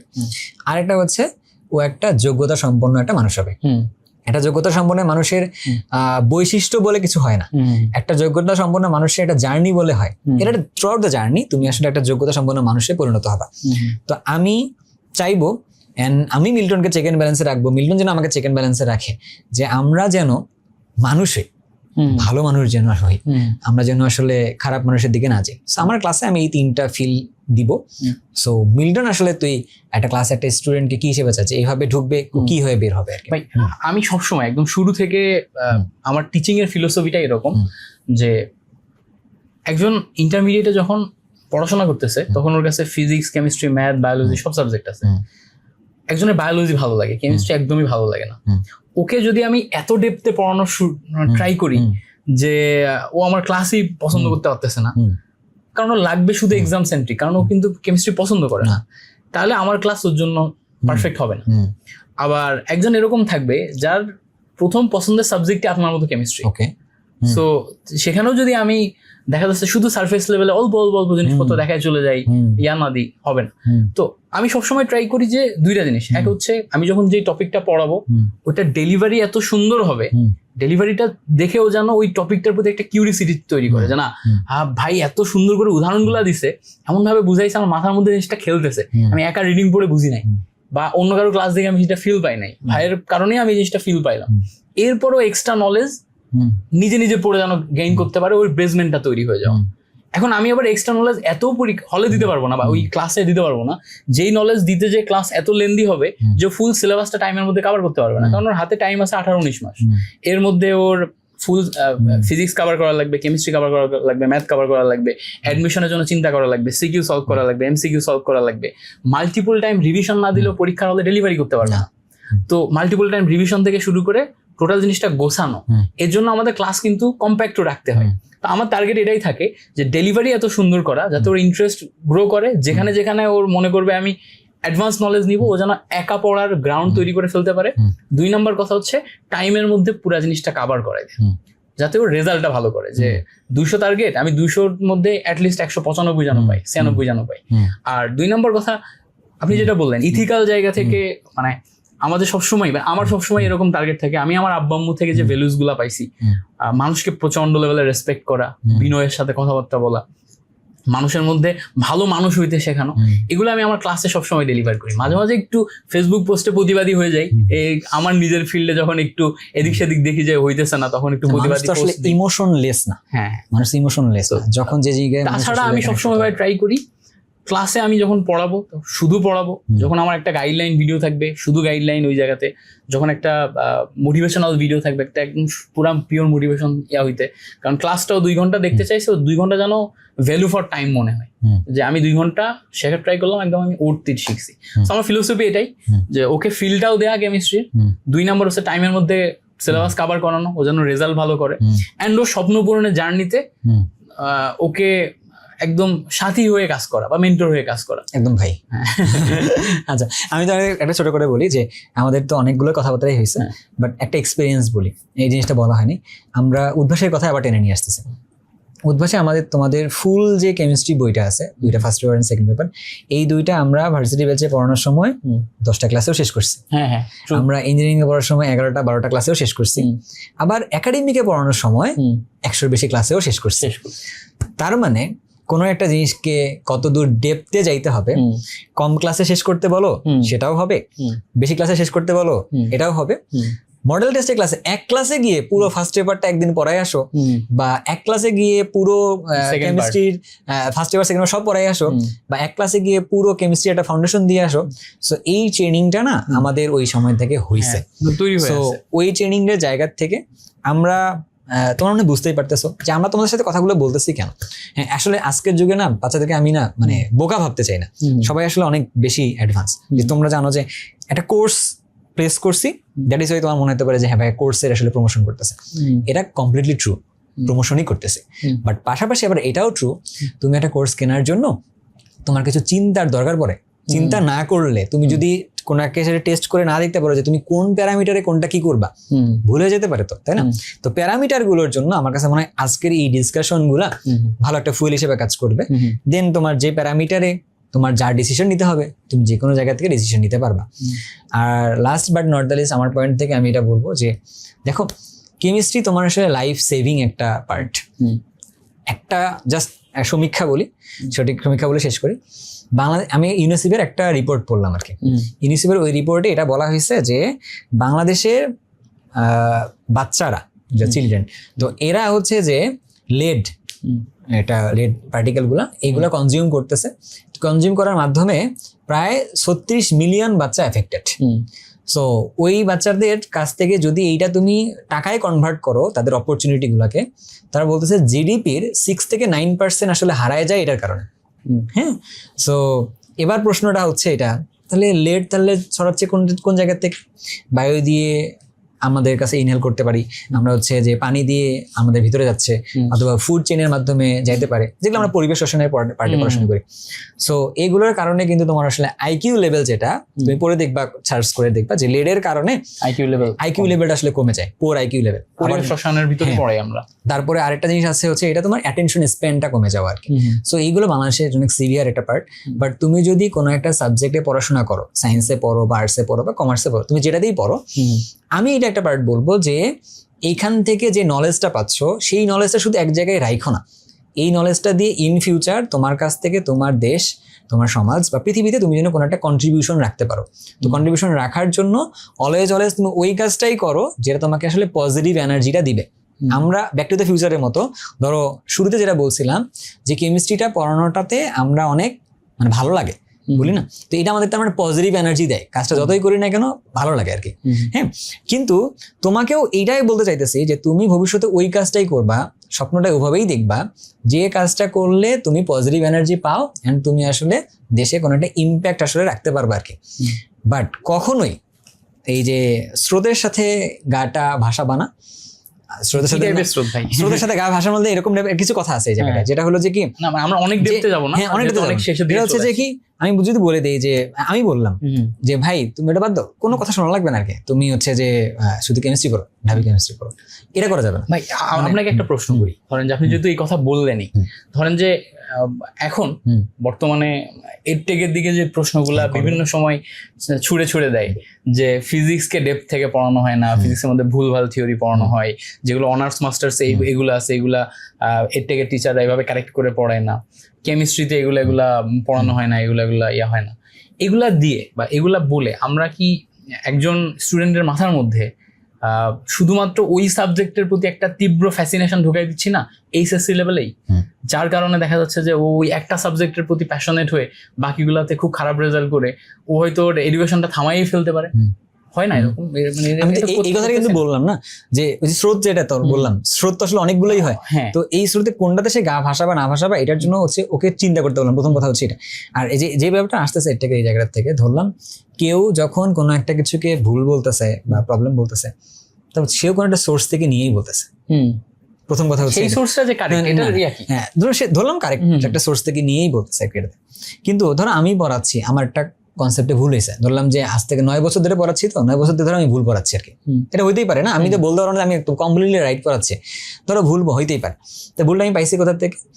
আমি যে তোমার শুরুতে অনেকগুলো রাইটারের বই বললাম না, ডেফিনেটলি হয়তো এই রাইটার গুলোর মধ্যে ভুল কনসেপ্ট ছিল, ঠিক আছে, ধরলাম তাহলে আমি এখান থেকে, অথবা আমি যে কেমিস্ট্রিতে অনার্স যখন পড়তে গেছি হয়তো ধরলাম আমি এখানে আসলে ভুলগুলো পাইছি, ধরে নিলাম। বাট আমরা কেমিস্ট্রি অনার্স লেভেলের কথা নাই বলি, আমরা ইন্টারমিডিয়েট লেভেলেই বলি।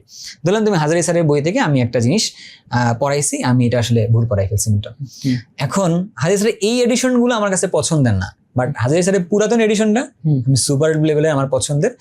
এর মধ্যেও যদি আসলে ভুল থাকে তাহলে আসলে ভুলটা কি টিচার করলো না, ভুলটা কিন্তু তার মানে হচ্ছে এনসিটিভি করতেছে। তাহলে আমাদের এই জায়গাটায় যখন আমরা কেউ কারো ভুল ধরি, আমার কাছে এই জিনিসটা মনে হয় চলেন আমরা সমস্যার একটা কাজ করি। হ্যাঁ, যদি আমরা অনলাইনে যেহেতু অনেক একটা ভয়েস রেজ করা যায়, অনলাইন ভয়েস রেজ দিয়ে আসলে অনেক কিছু হয়েছে বাংলাদেশে, এই জেনারেশনে সেটা দেখছে, তাহলে চলেন একটা ভয়েস রেজ করি যে আমরা এই যে বইয়ের যে সকল ভুলগুলো আছে এই ভুলগুলোর জন্য আমরা এনসিটিভি কে বলি যে আমরা। আমি ভাই অত দূরে যাচ্ছি না, আপনি আমার কথাটা শোনেন। তুমি ভাই আপনার ভুল ধরতেছে, আমার ভুল ধরতেছে, পাউলি ভাইয়ের ভুল ধরতেছে, সৈকত ভাইয়ের ভুল ধরতেছে, শাওন ভাইয়ের ভুল ধরতেছে, সবার ভুল ধরতেছে। তুমি ভাই ভুলগুলা নিয়ে ভিডিও বানাও না, ভিডিও বানায় পপুলার হও, গালি দিয়ে পপুলার হইতেছো কেন? একজন মানুষ যে লাইফে 1000 ক্লাস নিছে, আমি অন্তত 1000 ক্লাস নিছি, আপনি ধরেন 1500 ক্লাস নিছেন, পাহলবি ভাই, সৈকত ভাই, শাওন ভাই ওনাদের অন্তত 3-4000 ক্লাস নিছে। 3-4000 ক্লাস যে নিছে তাকে স্টুডেন্টরা তার ঘন্টার পর ঘন্টা সময় তার সাথে স্পেন্ড করার কারণে এমনিতে রেসপেক্ট করে।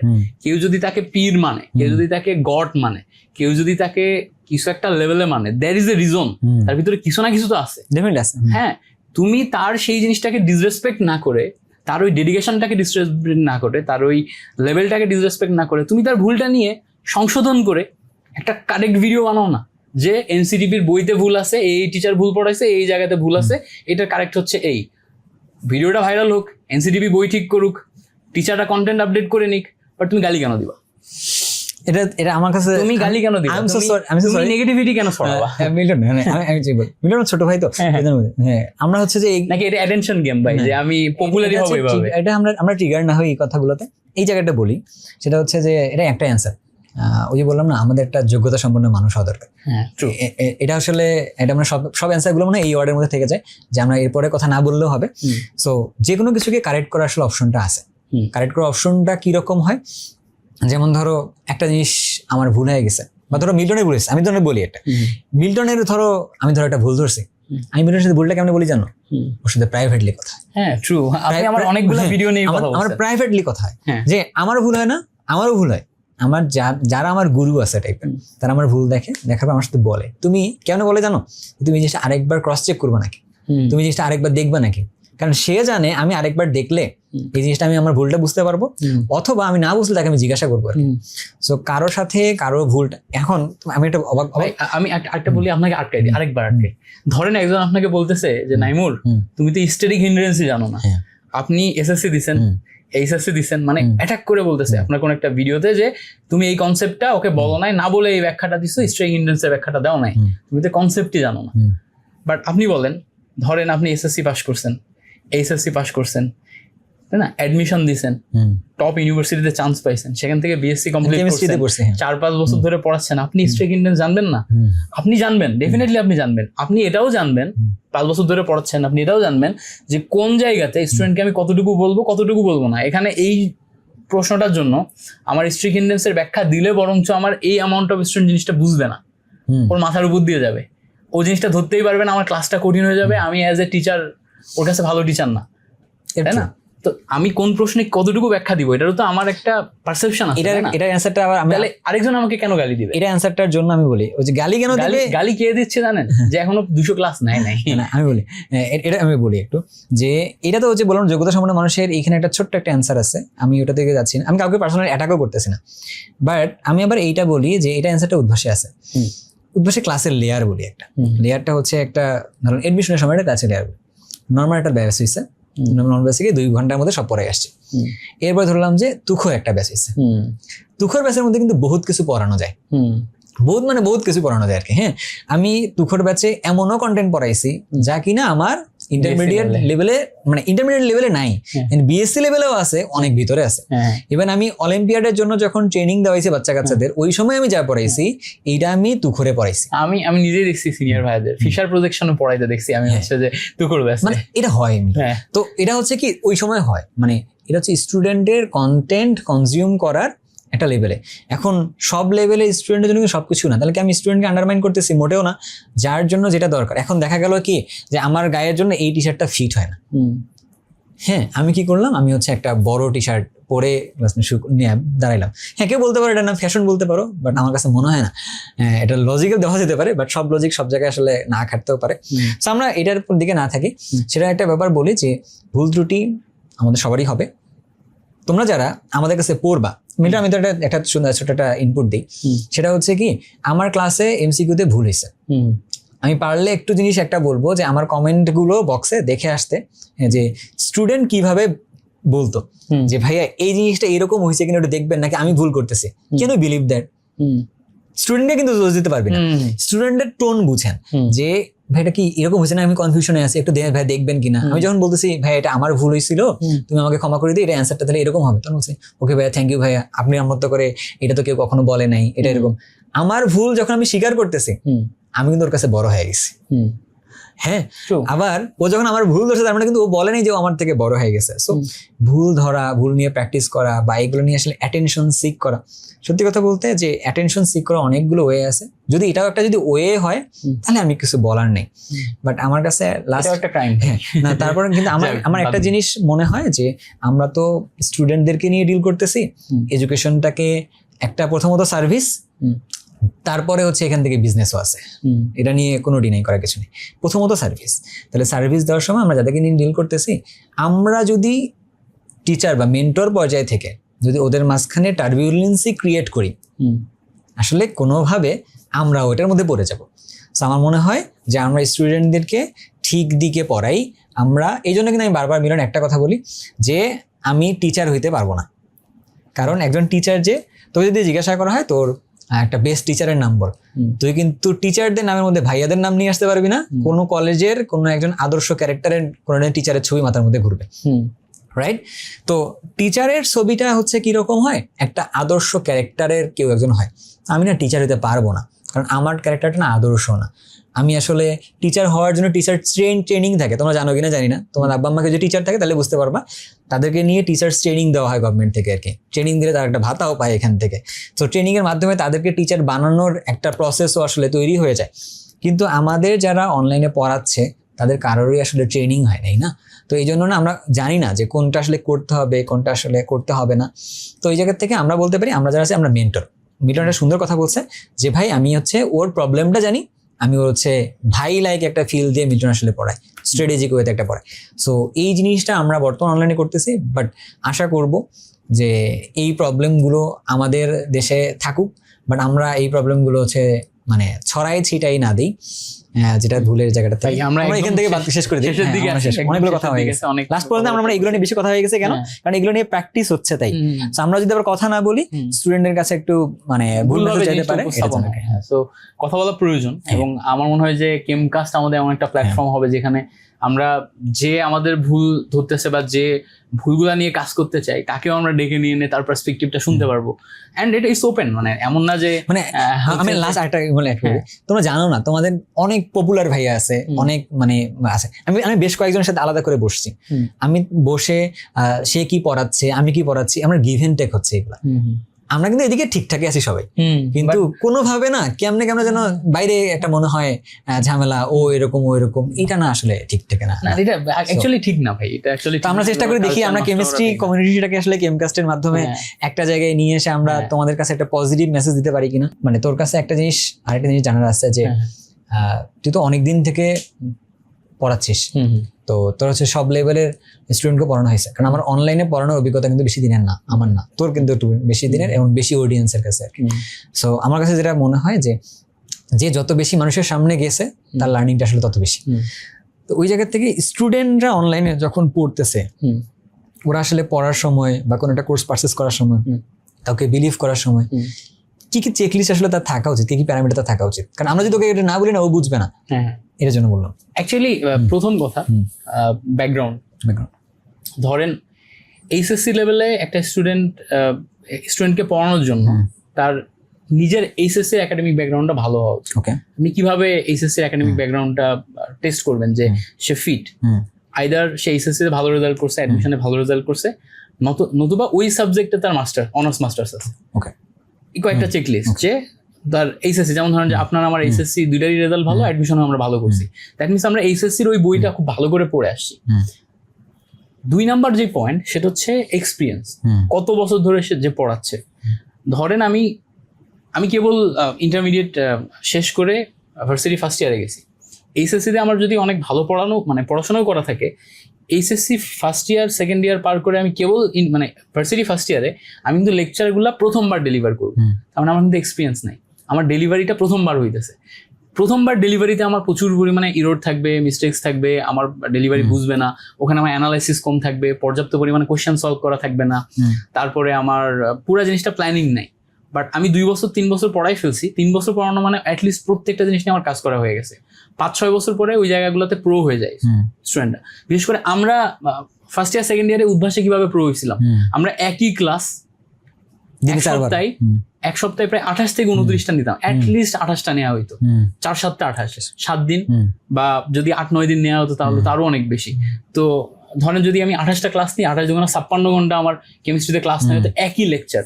তো ওই জিনিসটাতে কিন্তু আমাদের ডেলিভারি অনেক সুন্দর হয়ে যেত। তো প্রথম কথা তার ব্যাকগ্রাউন্ড, 2 নাম্বার কথা তার এক্সপিরিয়েন্স, 3 নাম্বার কথা আমি তার ক্লাস এবং কথা বলার যে স্টাইল, ডেলিভারি, এটা বুঝি কিনা, আন্ডারস্ট্যান্ড করি কিনা।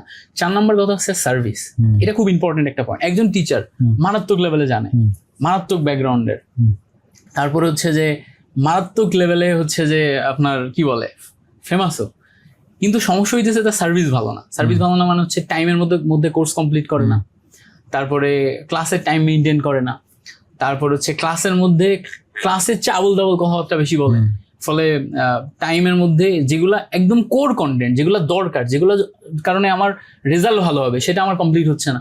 সাপোজ ধরে নেন যে আমি গুণগত রসায়ন এত সময় দিয়ে পড়াইছি যে আমার কলেজ এবং অন্যান্য সিলেবাসই কভার হয় নাই, তো আমি আস্তে আস্তে ফেড আপ হয়ে যাচ্ছি, আমার কেমিস্ট্রি নিয়ে আমি বোর ফিল করা শুরু করছি, বা আমার কনফিডেন্স লো হয়ে যাচ্ছে, তাহলে তো হবে না।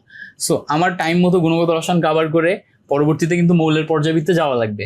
মৌলের পর্যাবৃত্ত চাইলে আমি 6 মাস ধরে পড়াইতে পারবো, বাট সেটা আমার 2 মাসে কমপ্লিট করে বা 1.5 মাসে কমপ্লিট করে আমার পরবর্তীতে রাসায়নিক পরিবর্তনে যাওয়া লাগবে। তো টিচার টাইমলি জিনিসটা ডেলিভার করতে পারে কিনা, এটা খুব গুরুত্বপূর্ণ একটা চেকলিস্ট। সো আমার মনে হয় যে স্টুডেন্টরা এই কয়েকটা পয়েন্ট দেখে তারপরে কোর্স কেনা উচিত। এন্ড আমি যখন নিজে টিচারদের র্যাঙ্ক করা শুরু করলাম যে আমি আসলে আমার টপ 5 টিচার কারা, তখন আমি দেখলাম অনেক টিচার আছে যারা অনেক ভালো পড়ায়, আমার চোখে বেস্ট, বাট আমি যদি রেকমেন্ড করি, পরে তার কোর্সে আমার রেকমেন্ড স্টুডেন্ট ভর্তি হয়, এরপরে যে কোর্স কমপ্লিট না হয়, এরপরে যে ওখান থেকে একটা ব্যাকবাস খাই, গালিটা প্রথম আমি খাবো। সো অনেক টিচারের এই ভ্যালুসটা না থাকার কারণে আমার পছন্দের মানুষ আমি রেকমেন্ড করতে পারতেছি না, মানে আমি নাম বলতে পারতেছি না, বাট আমার মাথায় অনেক মানুষ আসতেছে যে যারা এই জিনিসপত্রগুলো মেনটেন করে না। সো স্টুডেন্টদের ক্ষেত্রে আমি বলবো যে সার্ভিস জিনিসটা মেনটেন করা উচিত। যেমন ধরেন যে if ACS is number 1, there is a reason. if হচ্ছে অন্য যে কোনো XYZ প্ল্যাটফর্ম নাম্বার 1, তারা এই লেভেলের স্টুডেন্ট পাচ্ছে, দেয়ার ইজ এ রিজন। তারা সার্ভিসটা ঠিক টাইম মতো দিচ্ছে, কোয়ালিটি দিচ্ছে, তাদের টিচার প্যানেল স্ট্রং, তারা এক্সপিরিয়েন্স নিয়ে আসছে, অ্যান্ড তারা স্টুডেন্টের কাছে পৌঁছাচ্ছে। সবগুলা জিনিসই কিন্তু আছে। সো আমার কাছে এটা মনে হয় যে স্টুডেন্টদের এই চেকলিস্টটা থাকা উচিত। আর সুন্দর ডেফিনেটলি ব্যাকগ্রাউন্ড চেক করা উচিত, যে কে কি টাইপের ব্যাকগ্রাউন্ড থেকে আসছে। কেন চেক করা উচিত? আমি বলতেছি না যে ব্যাকগ্রাউন্ড চেক করা মানে আলাক পান্ডের ব্যাকগ্রাউন্ড তো ছিল না, তো সে কিভাবে হইল। আলাক পান্ডের ব্যাকগ্রাউন্ড ছিল না তা না, উনি NIT থেকে একটা টপ ইনস্টিটিউট থেকে একটা ভালো সাবজেক্টে পড়াশোনা করতেছিল, টিচিং এর প্রতি প্যাশনের থেকে ওখান থেকে ড্রপ আউট করছে, অ্যান্ড NIT হচ্ছে IIT এর পরে র্যাঙ্ক। তো তুমি যদি ব্যাকগ্রাউন্ড ওইটা না দেখে করো, তাহলে দেখা যাবে যে সে আরো, দেখো ভুলেরও আবার লেভেল আছে ভাই, কিছু ভুল যেগুলো ফান্ডামেন্টাল ভুল, আর কিছু ভুল যেগুলো অ্যাডভান্স লেভেলের ভুল। মানে আমি যদি বলি যে পানির আয়তন 22.4 লিটার, 1 মোল পানির আয়তন 22.4 litre, that is a fundamental ভুল। একজন সায়েন্স না পড়ে যদি পড়ায় তাহলে এটা ফান্ডামেন্টাল ভুল। হ্যাঁ, আর একটা হচ্ছে যে বেসিকটা জানার পরে অ্যাডভান্স আমি কতটুকু ইনফরমেশন দিতে পারবো না, ওই জায়গাতে ভুল হচ্ছে, ওটা অ্যাডভান্স ভুল। স্টুডেন্ট বুঝে যায় মানে যে কোনটা আসলে কিসের জন্য ভুল, কোনটা আসলে কিসের জন্য না ভুল, এটা স্টুডেন্ট যারা কন্টেন্ট কনজিউম করে তারা বোঝা যায়, তারা ধরতে পারে, এটা নিয়ে কোনো সমস্যা নেই। বাট আমি চেকলিস্টগুলো কেন শুনলাম, মানে নিজের জন্য শুনলাম আর কি। কারণ একটা যে তোমার কথাটা মাথায় রাখবা যে আমি কি জানি না, যেগুলো জানি, জানার পরে শুনতেছি, কারণ আমার মুখ থেকে আমার কানের দূরত্ব কাছে, ওর যেটা বলতেছে না আমার কাছে কিন্তু আগে, তারপর কিন্তু তোমাদের কাছে যাবে। তার মানে হচ্ছে যে আমরা যদি এটা শুনি, তার মানে এটাকে ইনশিওর করতে হবে। ট্রু, আমি ট্রাই করি এবং আমি এটা ইনশিওর করতে, যেমন আমার কোর্সে যদি বলি, আমি তোর সাথে যাওয়ার আগে আমার একটা প্রবলেম আছে, আমি আমার সব প্রবলেম গুলো ওপেনলি বলতে আমার কোনো লজ্জা থাকে না, যে আমি ঠিক করে দিব, সমস্যা নেই, আমার আমার ক্লাস আর হচ্ছে আমি এক্সাম নিতে পারবো, কিন্তু আমি এক্সামটা ঠিক টাইম নিতে পারি না, কারণ আমি একা সব সামলাইছি, এক্সাম নিতে পারি না। তো দ্যাটস ওয়াই আমি আমার পেইড বেসিস স্টুডেন্টকে এটা বলতাম, ভাই দেখ আমি তোমার এক্সাম নিতে পারবো না, বাট ক্লাসের মধ্যে সব করে দিব আর কি, এনাফ, কারণ পারতেছি না এটা, তাই আর কি, তাই। বাট তুমি আমার সাথে ক্লাসের জন্যই তুমি আমাকে পেটা করবে আর কি, বাট এর বাইরে তোমার আর কি লাগবে, তুমি আমার সাথে ভয়েসে কথা বলতে পারবা, তুমি আমার সে মেসেঞ্জারে আসতে পারবা, হোয়াটসঅ্যাপে আসতে পারবা, যে কোনো সময় কথা বলতে পারবা, অল ওকে, এই সার্ভিসটা আমি তোমার দিতে পারবো। সো আমি এখনো দেখতেছি না শুধু ক্লাস নেওয়ার সার্ভিসটাকেই সুন্দরভাবে ঠিক টাইমে ডেলিভারি দেওয়া, 9টায় ক্লাস আছে আমার 9টায় প্রেজেন্ট থাকা, এটাই চ্যালেঞ্জ। ভাই আপনি কিন্তু একটা প্রশ্ন মিস করে গেছেন, কি সেটা হচ্ছে আপনার ফুল কেমিস্ট্রি জার্নি শুনছি, আমার কিন্তু শোনেন নাই, আমি কেমিস্ট্রি ভালোবাসি কি বাসি না। আচ্ছা বলতে, আচ্ছা শুনি শুনি, এটা শুনি, এটা কিন্তু মিস করে গেছেন। আমি যখন কলেজে পড়তাম, সাস্টের এক ভাই, উনি মানে ভাই বলতে আমাদের স্যার, উনি কলেজে আমাদের টিচার হয়ে, আমরা যেবার কলেজে ঢুকলাম ও বাড়ি আসলেন, একদম সাস্টের ফ্রেশ গ্রাজুয়েট, ফিজিক্স ডিপার্টমেন্টে কলেজে আসছে। তো উনি এত চমৎকার ফিজিক্স পড়াইতেন, উনি হচ্ছে, ওনার নাম হচ্ছে আহসান হাবিব স্যার। আচ্ছা, তো আহসান হাবিব রানা, উনি আমাদের ওখানে পড়াইতেন, আমরাই হচ্ছে ওনার টিচিং ক্যারিয়ারের ফার্স্ট স্টুডেন্ট। তার আগে উনি ইউনিভার্সিটির বড় ভাই হিসেবে কি পড়াইতেন, ওই যে কোচিং এ পড়াইতেন সাস্টে সিলেটে। তো উনি এত চমৎকার পড়াইতেন, কোচিং এর টিচার আসলেই খুব চমৎকার প্রেজেন্টেশন দেয়। আমার ফিজিক্সের প্রতি মারাত্মক লেভেলে ফ্যাসিনেশন চলে আসে। ফিজিক্সে আমি হাফ ইয়ারলিতে 50-50 পাইছিলাম সিকিউতে। সো মানে প্রথমবার লাইফে ফিজিক্সের সিকিউতে 50-50 আসছে, এর আগে ম্যাথে আসতো বাট ফিজিক্সে আসতো না।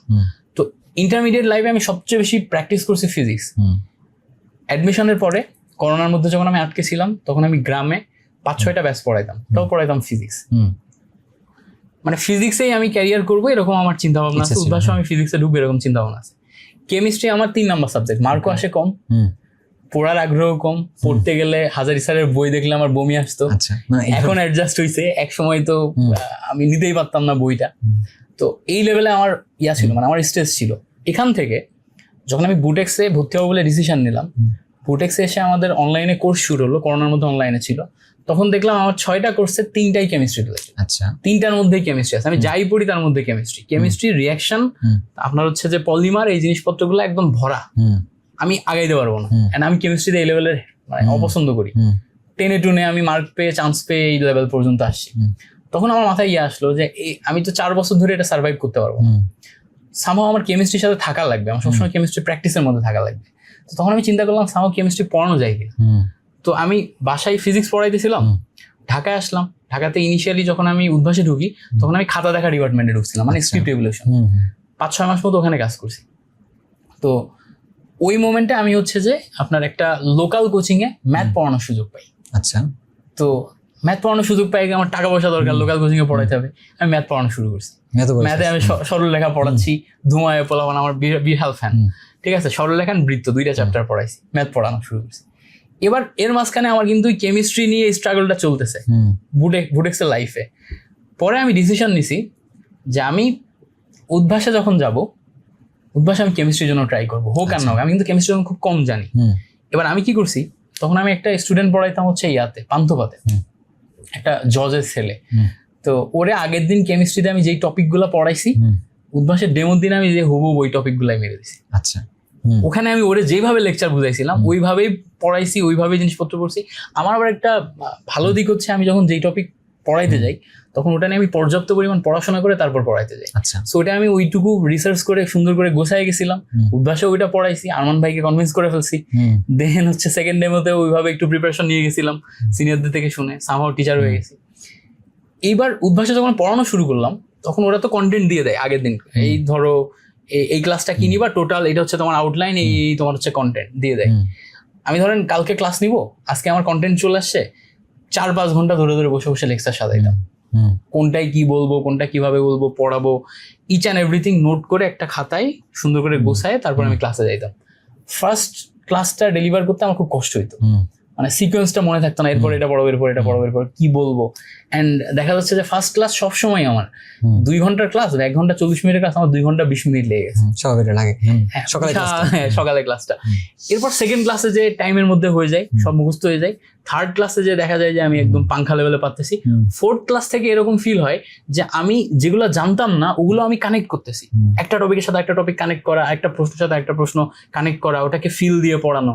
অ্যান্ড এই সেম লেকচার যখন 3 দিন 4 দিন 5 দিন ডেলিভারি করা হয়, তখন ওই টপিকের প্রতি ভাই এত ভালো লাগা শুরু হয় যে তখন ওটা ভালো লাগা শুরু করে। আমার মনে আছে আমার 1-2 তে অর্গানিক কোর্স ছিল। আচ্ছা, উদ্ভাসে ওই সিজনে আমি ফুল অর্গানিকে একদম ফুল 2 উইকই ক্লাস নিয়েছিলাম, মানে 15 দিন অর্গানিক আমি উদ্ভাসে এত লেভেলে ওই সময় ক্লাস নিয়েছি, এত পড়াইছি, এত সুন্দর ডেলিভার করছি জিনিসপত্রগুলো, আমি ব্যাক এন্ডে এত রিসার্চ করছি। আমার কোর্সের জন্য আমি জাস্ট 3 দিন পরে 72 মার্কের মধ্যে আমি 68 মার্ক কারেক্ট করে আসছিলাম অর্গানিকে।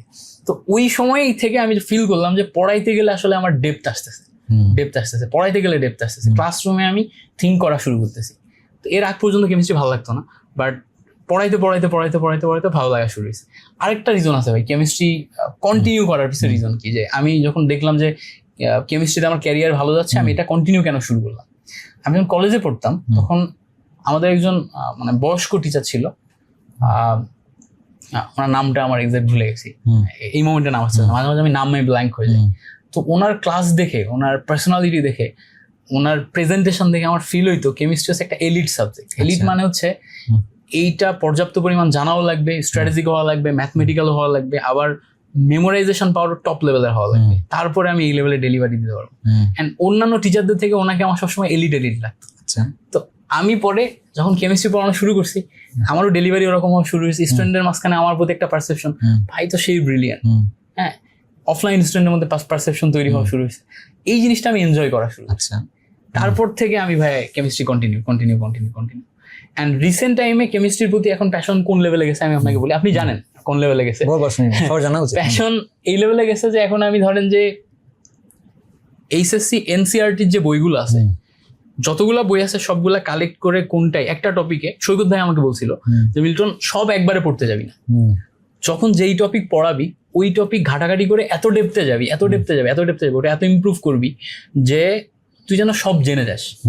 আর জেনে গেলে ওটা আবার ক্লাসে দিবি না, ক্লাসে দিলে কিন্তু তুই ধরা খেয়ে যাবে। ক্লাস কিন্তু দেখবি যে সবচেয়ে মানে বেশি জানা টপিকটা তোর ক্লাস সবচেয়ে খারাপ হয়েছে, আর যেগুলো তুই কম জানতিস ওটা ডেলিভারি তুই সবচেয়ে বেস্ট দিছিস। তো ক্লাসে স্টুডেন্ট যতটুকু নিতে পারে ততটুকুই দিবি, বাট তুই যদি জেনে যাস তোর ওই ক্লাসের যে কনফিডেন্স আসবে ফেসে, ওটা অন্য লেভেলের হবে। তো আমি এখন ওই সব বইগুলা বের করে, ইভেন ইন্ডিয়ান রাইটারের বই, ছায়া প্রকাশন থেকে শুরু করে, মানে যেগুলো বাংলায় আছে, এখন ইংলিশে যায় নাই, এগুলো পড়া শুরু করছি বিগত 4-5 মাস যাবত। এগুলা পড়তে যে আমি ফিল করলাম যে আমার আসলে কেমিস্ট্রিতে মাস্টার্স করা উচিত। আচ্ছা, তো মাস্টার্স করার জন্য আপনার থেকে সাজেশন নিয়েছিলাম, আপনি বলছিলেন এগুলাতে করা যায়। তো আপনার বুয়েটে করতে দেখে আমার আগ্রহ হয়েছিল। ঢাবির ওই সার্কুলারটা আমি মিস করছিলাম। বুয়েটের সার্কুলারে আমি ওই যে সার্কুলার দিল, প্রসপেক্টাস চেক না করে আমি অ্যাপ্লাই করলাম। অ্যাপ্লাই করে দেখি আমার পরীক্ষার জন্য ডাকছে, পরীক্ষা দিলাম, রিটেনে টিকে গেলাম, ভাইভাতে গেলাম, ভাইভাতে যে শুনি আমি টেক্সটাইল ব্যাকগ্রাউন্ডে নিবে না, পিওর ব্যাকগ্রাউন্ড ছাড়া নিবে না। পুরো ওই দিন সারাদিন ছিলাম, মন খারাপ হয়ে গেছিল। বইটা যদি মাস্টার্স করার সুযোগ থাকতো, এমএসসি করার সুযোগ থাকতো পিওর কেমিস্ট্রিতে, কেমিক্যাল ইঞ্জিনিয়ারিং এ না। ইঞ্জিনিয়ারিং অনেক পেইন লাগে ভাই, আমি 4 বছর প্রচুর পেইন খেয়ে ইঞ্জিনিয়ারিংটা ভালো মতো শেষ করছি। সো পিওর কেমিস্ট্রিতে হয়তো অন্যরকম পেইন, বাট এই পেইনটা আমি এখন এনজয় করা শুরু করছি। তো বইটা এমএসসিটা করতে পারলে ভালো হইতো, বাট যেহেতু ওরা নিবে না ব্যাকগ্রাউন্ড থেকে, কিছু করার নাই। এখন এই বছরটা আমার ফুলি কেমিস্ট্রিকে দেওয়ার ইচ্ছা আছে, যে আমি এই যে ফেব্রুয়ারির দিক থেকে শুরু করছি, এখন আমি প্রায় জুনে চলে আসছি। ফুল ডিসেম্বর পর্যন্ত আমি কেমিস্ট্রিকে যতটা লেভেলে নিয়ে যাওয়া যায় নিজের নলেজে নিয়ে যাব। নেক্সট ইয়ার থেকে আমি স্টাডিতে অন্যদিকে যাবো। যেমন ধরেন যে আমার একটা সময় ফেজ গেছে এমন যে আমি মার্কেটে যত মোটিভেশনাল বই আছে, শিব খেরার বই, তারপর হচ্ছে যে আপনার নেপোলিয়ান হিলের যতগুলা বই, তারপর হচ্ছে আপনার ওই যে how to win friends and influence people, ওর নাম হচ্ছে কি জানি ভুলে গেলাম রাইটার নাম, টনি রবিন্স থেকে শুরু করে, মানে আগের যত মোটিভেশনাল স্পিকার আছে বা রাইটার আছে এখনকার যতগুলো আছে ম্যাক্সিমামেরই পড়ছি। ওটা আমার একটা লাইফের ফেজ গেছে, যে সময় আমি 7-8 মাসে প্রায় 20-25টা মোটিভেশনাল বই পড়ছি। এন্ড ওই জায়গা থেকে আমার যে ইন্সপিরেশনাল কথাবার্তাগুলো আসে, কানেক্ট করতে পারি। তো ওইটা একটা ফেজ গেছে, এখন কেমিস্ট্রির ফেজ যাইতেছে। কেমিস্ট্রি ফেজ পার করার পর, এদিকে বিল্ড করার পর, তারপরে হয়তো নতুন ফেজে যাব। বাট এখন পুরা কেমিস্ট্রি নিয়ে হালচাল। ইনশাআল্লাহ। হালচাল মনে হচ্ছে ইয়ার কথা মনে পড়ে গেল না, অলোক পান্ডের কথা মনে হয়েছে, কি আবার না এরকম একটা কেন কি হালচাল বাচ্চা। হ্যাঁ যাই হোক, সো আমার মনে হয় অনেক কথা বলছে, ইন্সপায়ারিং ছিল সবকিছু নিয়ে। আমরা সামনে দেখি এই জিনিসটাকে যদি আমরা এইভাবে কন্টিনিউ করতে পারি, অন্ততপক্ষে এটা থাকুক যে আমরা কিছু একটা পজিটিভ স্টার্ট করি না, মানে আলটিমেটলি স্টুডেন্টরা জানুক তার টিচার সম্পর্কে। আসলে জানার দরকার আছে যে ক্যামেরা এই পাশে টিচারদের লাইফ লাইফ কেমন, আমরা কতটা ট্রাই করি। হ্যাঁ, তো চেষ্টা আসলে হয়, সবারই ট্রাই আছে কিন্তু এটা নিয়ে নো ডাউট। হ্যাঁ, যারা পড়াচ্ছেন সবারই ট্রাই আছে। আমরা চেষ্টা যদি পারি যে সব টিচারকে নিয়ে, অথবা কেমিস্ট্রি ফিল্ডে নিয়ে তাদের ট্রাইগুলো তোমাদের সামনে নিয়ে আসা, যাতে করে তোমরা এটা বুঝতে পারো যে তোমাদের জন্য আসলে করার সময় কি করা হচ্ছে আর কি। সো অনলাইনটা বাংলাদেশে বড় হচ্ছে, এখান থেকে পজিটিভ মেসেজ দেওয়া, সবচেয়ে বড় কথা পজিটিভ এনার্জি। আমার কাছে মনে হয় যে সবকিছু ভালো, ভালোভাবে দেখলেই ভালো, বাট খারাপ ভাবে না দেখতে পারলেই ভালো। আর তোমাদেরও যেন ওইরকম একটা নজর তৈরি হয়, সবকিছুকে পজিটিভলি দেখতে পারো, তো সেটাই করা আর কি। এই তো বললাম, আর তো কিছু বলার নেই মনে হয়।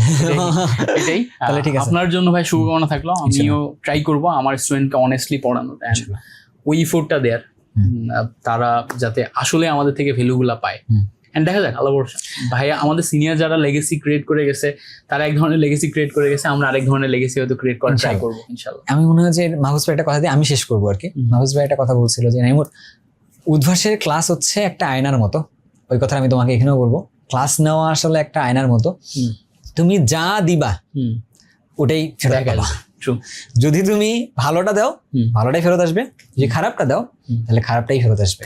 জাস্ট টাইমের যে একটা পার্থক্য আছে না, এটা হয় এখন দিছো এখন ফেরত আসবে, অথবা 10 বছর পরে হলেও ফেরত আসবে, বাট ফেরত এটা আসবে। এটা হচ্ছে টিচিংটা এইরকম একটা ব্যাপার। সো যখন তুমি আজকে টিচিংটা কনজিউম করতেছো, অর্থাৎ লার্ন করতেছো, মাথায় রাখো এটা, আজ বাদে কাল তুমি যদি পড়াইতে যাও তখন তোমার কাছে এটা আসবে। সো মোটামুটি আমার ধারণা আছে যারা পড়াচ্ছেন সবাই এটা আমরা জানি, আমরা ওভাবেই পার করতেছি। তবু আসলে আমরা কেউ ভুলের ঊর্ধ্বে না। আমি বারবার এটা বলবো, যদি আমার ভুল হয়, যেহেতু মিল্টন আর আমি এখন যেহেতু ডুও হিসেবে আছে, যদি মিল্টনের ভুল হয় আমি ক্ষমা চাইবো। আমি ওপেনলি, আমি যদি আমার ভুলগুলোকে অন ক্যামেরা বলতে পারি, তার মানে আমি ক্ষমাটাও অন ক্যামেরা চাইতে পারবো আর কি, আমার কোনো সমস্যা নেই। সো আমি তোমাদেরকে, আমার ক্যারেক্টারটা যদি তোমার মনে হয় ভালো, তাহলে তুমি এটাকে নিও, বাট তুমি নিলে না নিলেও সমস্যা নেই। এটা আমি আমার সন্তান থেকে এটা বলে যাবো আর কি, যে অলওয়েজ এই কাজটা করতে, যে সবসময় জবাব দিয়ে তার জন্য আসলে তৈরি থাকা দরকার। সো মিল্টন, তাহলে তুমি ক্লোজ করো। তো তোমাদের সবাইকে অসংখ্য ধন্যবাদ এতক্ষণ ধরে যারা এই ভিডিওটা দেখছো, আমাদের প্রথম কেমকাস্টের প্রথম এপিসোড যারা দেখছো, তোমাদের সবাইকে অসংখ্য অসংখ্য ধন্যবাদ। আর তোমার পছন্দের টিচার কাকে কাকে আমরা এই শোতে আনতে পারি, অবশ্যই আমাদের কমেন্ট করে জানায় যাওয়া। আমরা ট্রাই করব তাকে রিচ আউট করার, তার গল্পগুলা শোনার, তার পার্সপেক্টিভ গুলা শোনার, তার ক্লাসের ব্যাকগ্রাউন্ডে যেই ইয়াগুলো আছে, কথাগুলো আছে, সেগুলো শোনার। আর যদি তোমার মনে হয় যে তোমার কেমিস্ট্রি জার্নিটা আমাদের সাথে শুরু করবা, ডেফিনেটলি ইউ আর অন, আমাদেরকে একসাথে পাচ্ছ ইনশাল্লাহ। সামনে কয়েক বছর আমরা দেখি একটা স্ট্রং বন্ডিং তৈরি করে রাখার ট্রাই করবো ভাই এবং আমি। Thank you so much for watching this episode. তোমার সাথে পরবর্তী এপিসোডে আবার দেখা হচ্ছে। আল্লাহ হাফেজ।